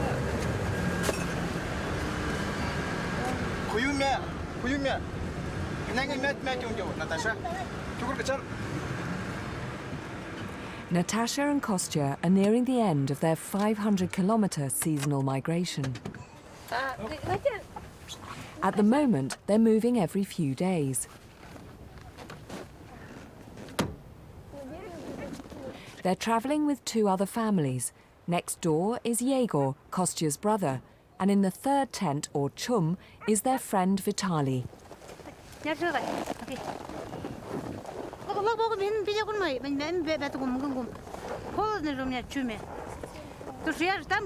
Okay, okay. These traditional chums are all that protect these families from the harsh Siberian winter. A simple wooden frame is covered with reindeer skins, and that's it. Without a fire, it's as cold inside as out, and right now, that's minus 38. But what a place to be. Something so harsh and bleak about this landscape. And it seems amazing that these little pyramids of snow are enough to keep whole families alive in conditions as harsh as this. I think the thing that always strikes me is just how pared down their lives are. You know, this is it. Kostya has to move the herd to new pasture. So while his neighbours round up the reindeer to pull the sleds, he prepares the harnesses.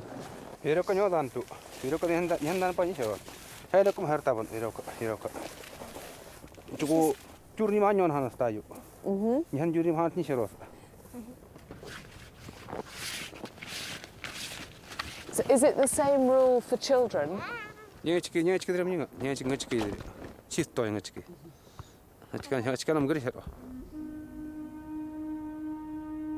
In Nenets culture, once a female reaches puberty, it's considered bad luck if she steps over ropes, poles, and even men's boots.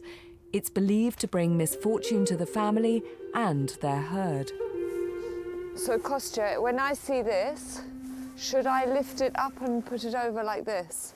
So I have to walk around it. And that's just for women. For men, it's okay, you can step?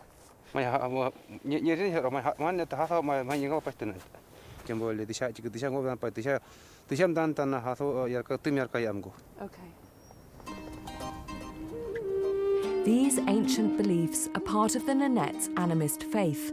They believe everything in nature possesses a spiritual force. When women start to menstruate, they become directly connected to this force, known by the Nenets as Saya May.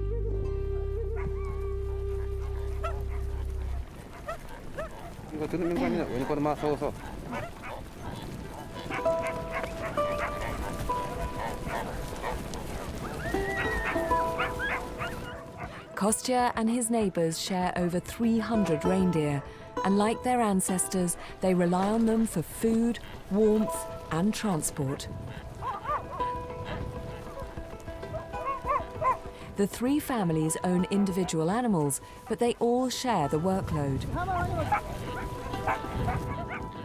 Amazingly, Kostya, Yegor, and Vitali can tell each animal apart, even at several hundred meters. Oh, we got it. Good shot.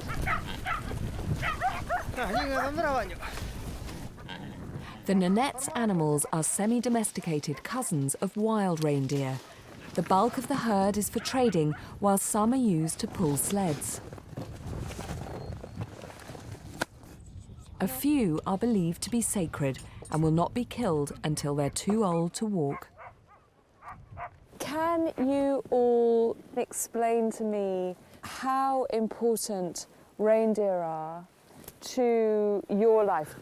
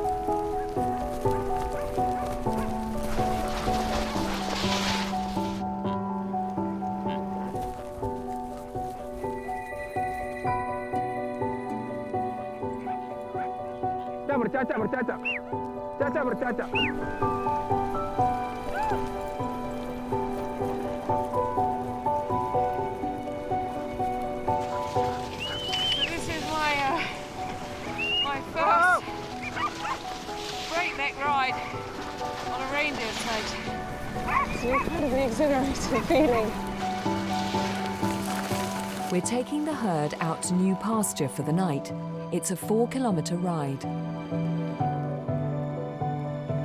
And the ground looks incredibly rough, but it's actually quite a smooth ride, and they move a lot faster than you'd think.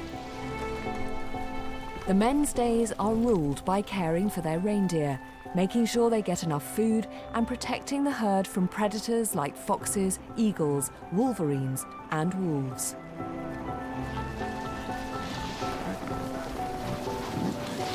Actually, it's quite heavy. I don't quite know how we're going to get through here. We're going just splashing through some trees.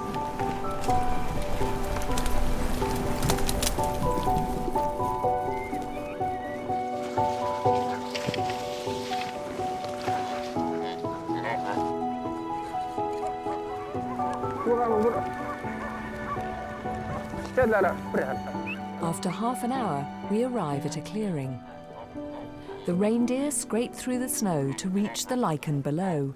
Remarkably, it's all that sustains them through the long winter months.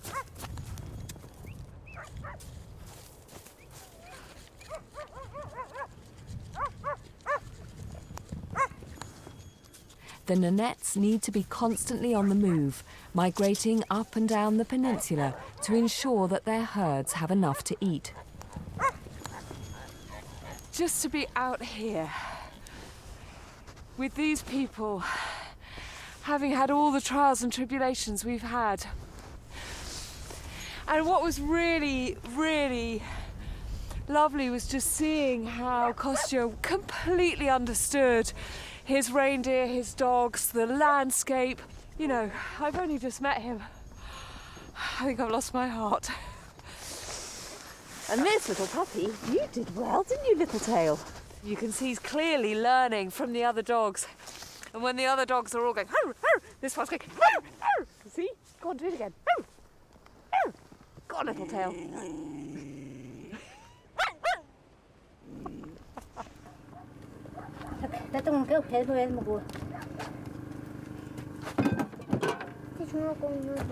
Хорошо, поняла.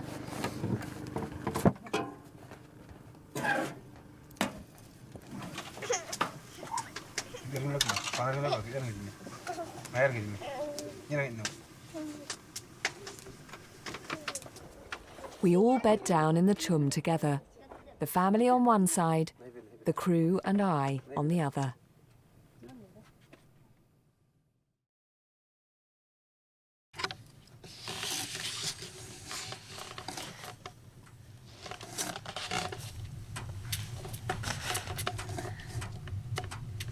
So,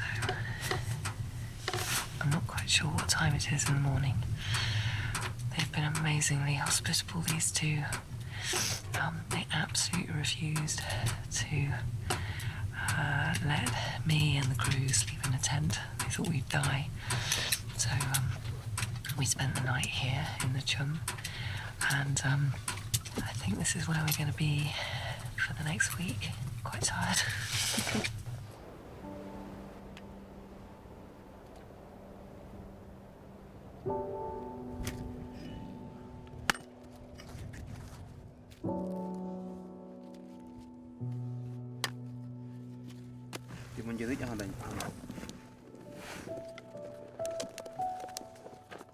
Most days, the men tend to the reindeer, whilst the women look after the home.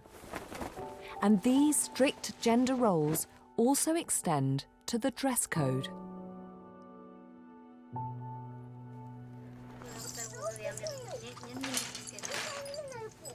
So Natasha and her neighbour, which is also her sister-in-law, have told me that basically wearing a pair of salopettes is completely unacceptable. So I need to wear a skirt. So do you both make all your clothes?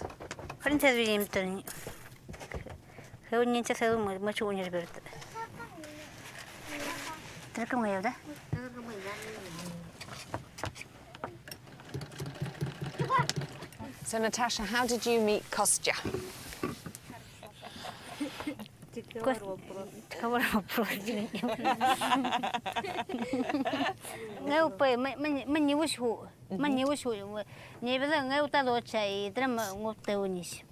What happens? Can you tell me about a Nenets wedding? Kim tu kan mata wajah tu. Oh, Kim tu nyuk masih dunia ngapoi yung kan ngapoi dunia nga.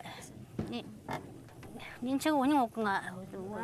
Harga ni cakap pun macam si tu mam tu harga tu ngar ya. Kata si ngap tahu ni masih nya yun tu kan. Kapun macam je mesti. So when your sons are older, will you do the same for them? Jadi ilai pun ngam. Hasnya mungkin ayah nyanyi gaya. Tolong nyarong gua. Jika ni hasnya macam ngau tahu. Pasal kita isle gora je, katanya hongo, main hongo mana nyanda cerita.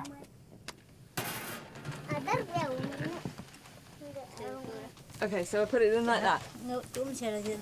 Dia ber intum macam istilahnya.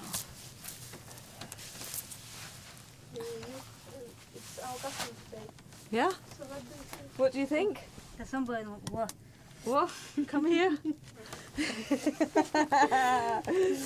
Look at us. We are the best looking girls on the tundra. What do you think? Pretty? Yeah?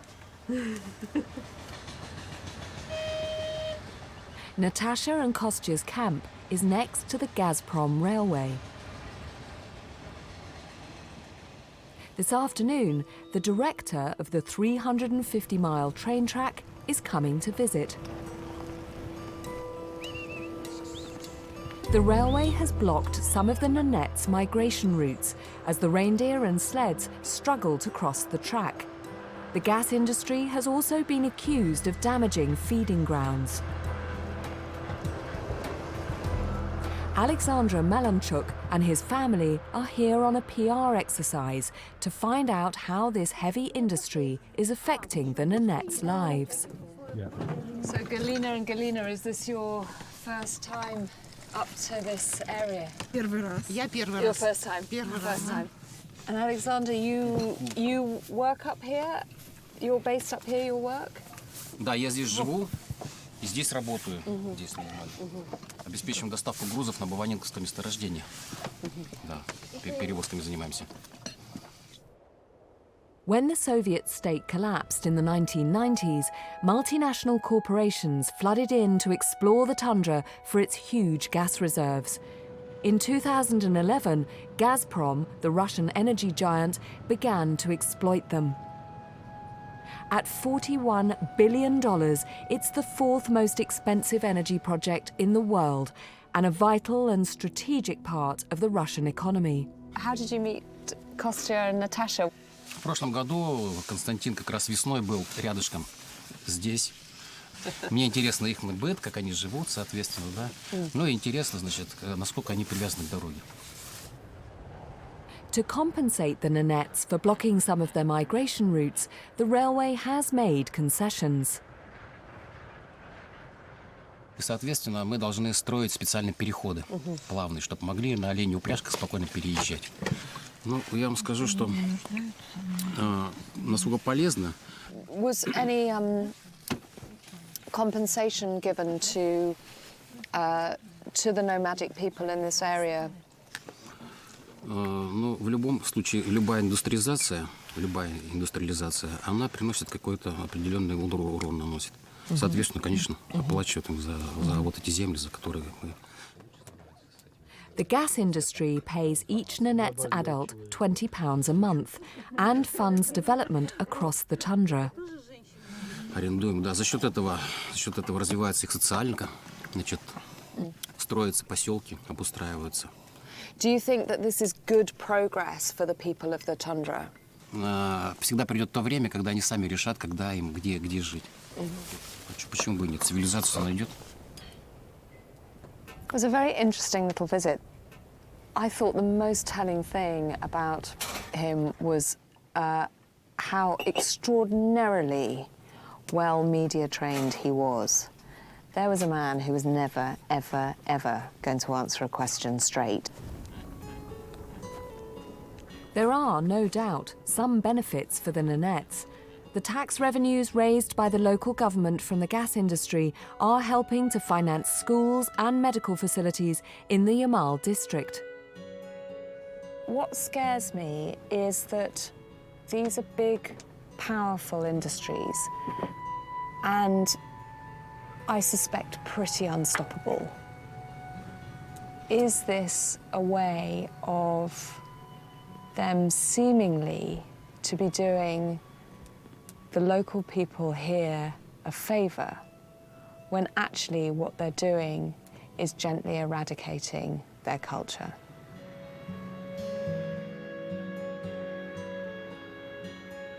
With gas production planned to treble over the next 15 years, the impact on the Nenets is only just beginning.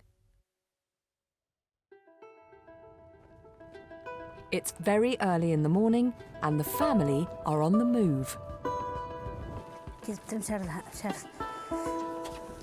It's migration day, the absolute essence of nomadism. For me, it's incredibly romantic. It's sort of thing that as a child, you know, I wanted to be a nomad or a gypsy or in the circus, you know, somebody who was constantly on the move. Kostya, Natasha, their neighbours and their reindeer are heading for new pastures, and I'm going with them. Everything has to be packed up and put on a specific sled.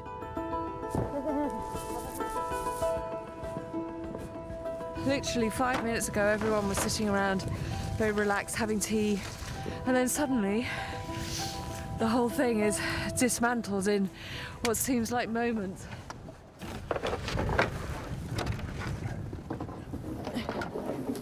Oh, God.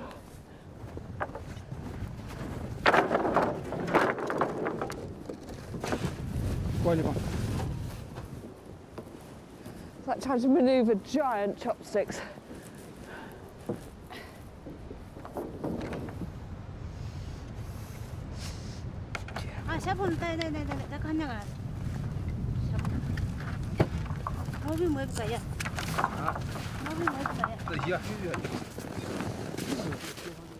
It's taken 3 hours to pack 3 families and their entire lives onto 33 sleds.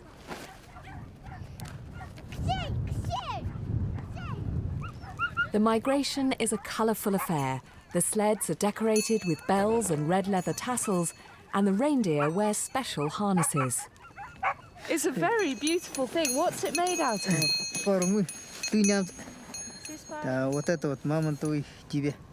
This is mammoth. Really? Do you still find mammoth sometimes out in the tundra?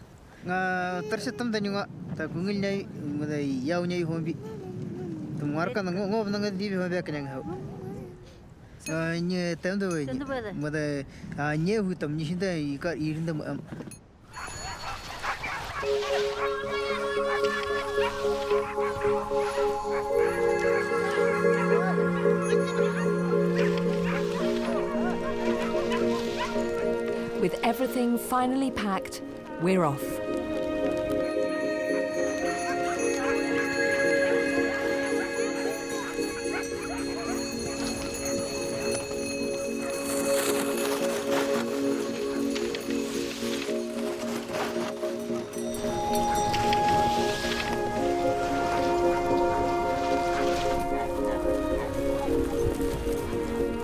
We head down the ice road alongside the railway, with the herd following behind.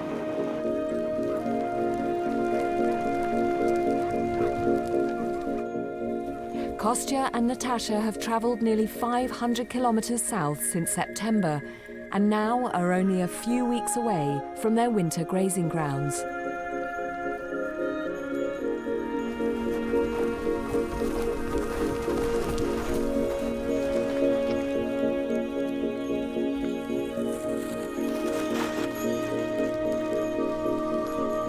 Dusk's falling as we head off the road and onto the wide, open tundra.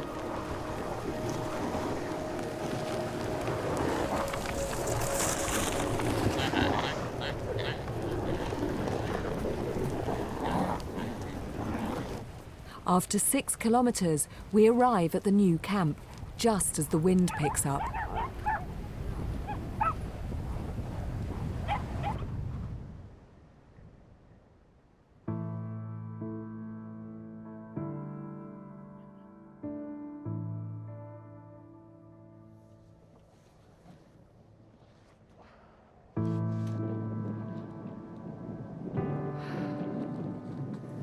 So this is our new home. What I'm really getting the sense of is this relationship between them and their reindeer. It's a symbiotic relationship which allows people and animal to be up in this really wild place and to not just to scratch a survival, but live a kind of enviably successful way of life here.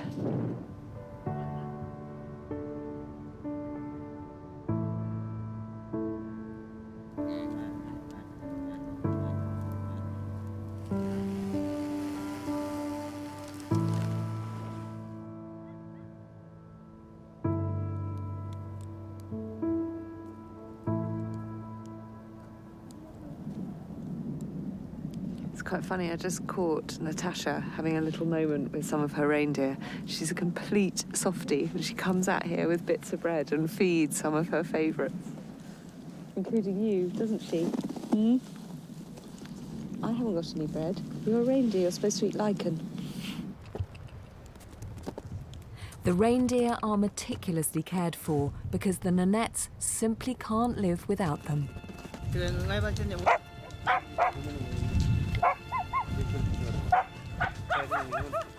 Reindeer meat is the staple food, and one animal can last a family up to a month.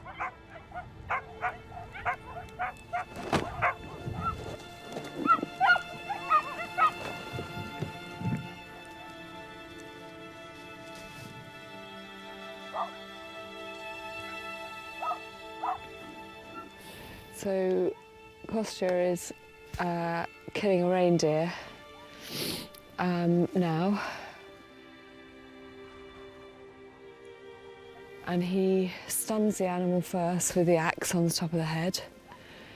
And then he stabs it in the back of the head and then straight into the heart.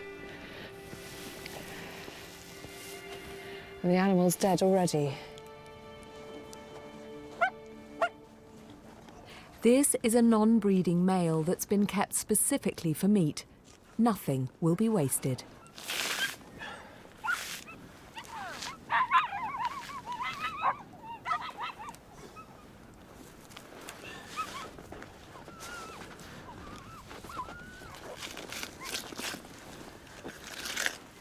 The Nenets eat some of the reindeer meat raw, and the fat and offal while it's still warm.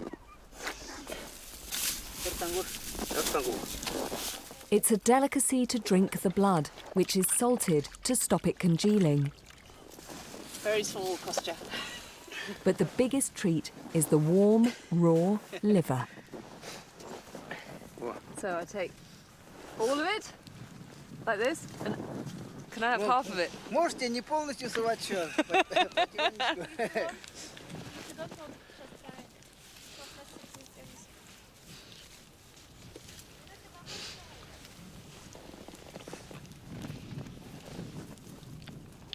It's quite a mental process to eat this. I can't say I'm enjoying it terribly much, but it's actually a very mild taste and an oddly kind of quite a crisp texture. You sort of expect liver to be soft because I've only ever had it cooked before.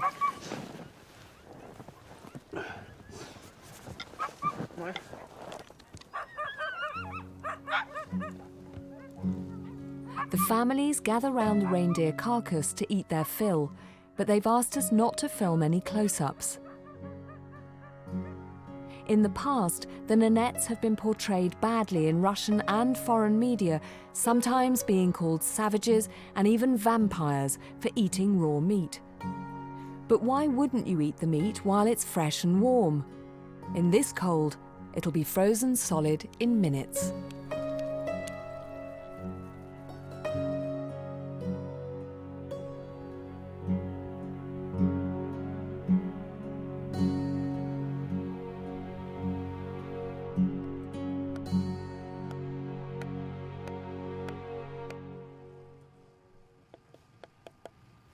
The Nenets make almost everything they need: their sleds, harnesses, chums, and all their clothing.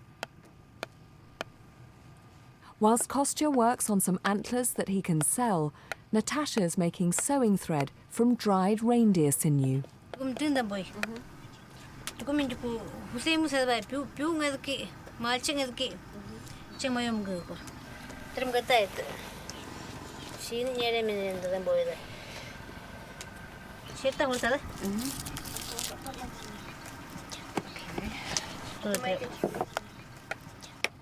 I got my own hurst. Managed to have plaited it into my hair.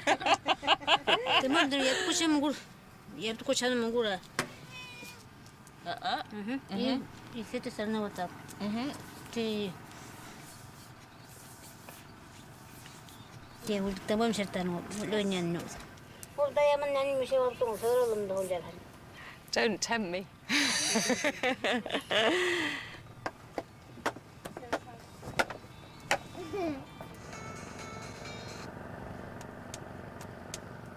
Hello? It's one of Natasha and Kostya's sons.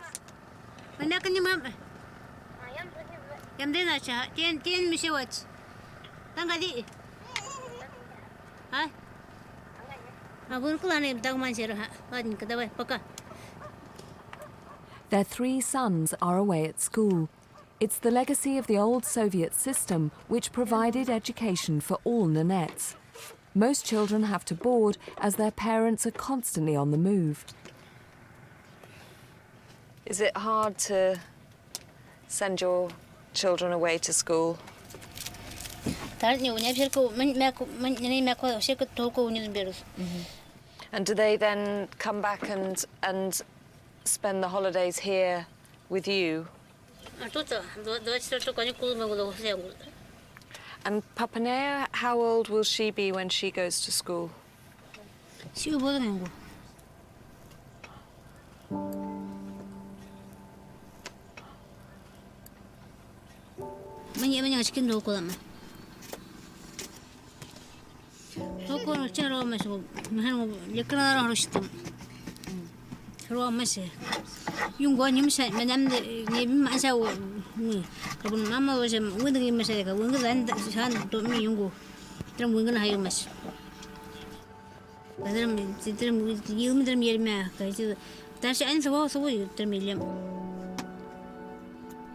Natasha, get her on the subject of education, and you can see there's a slight sort of mistiness comes over her.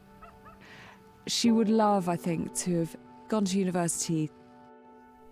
And although Kostya and Natasha feel very rooted here to the tundra, it would be interesting to see what choices their children make. And I suppose the reality is, will they actually be able to make that choice, or will gas extraction and climate actually take that choice away from them? I don't know.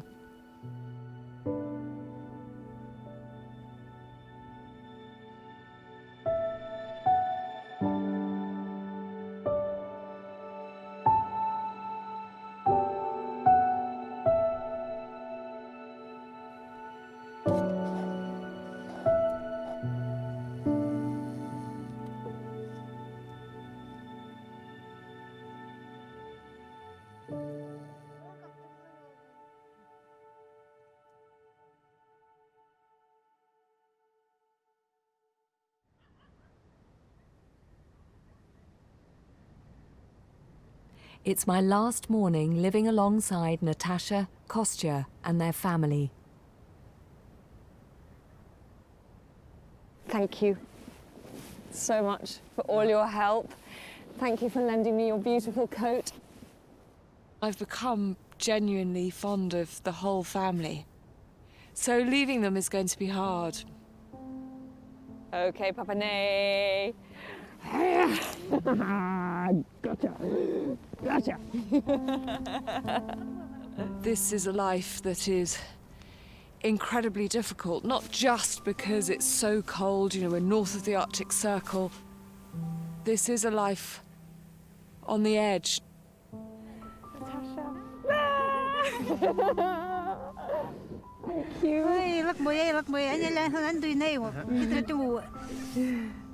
Nomadic families all over the world are adapting, evolving, if you like, to include parts of the modern world that suit them. But I get the feeling here that they've done all those things, but there is such a big outside influence that is also chipping insidiously away at their lives. And that is the fact that the Yamal Peninsula is one big gas reserve. Thank you.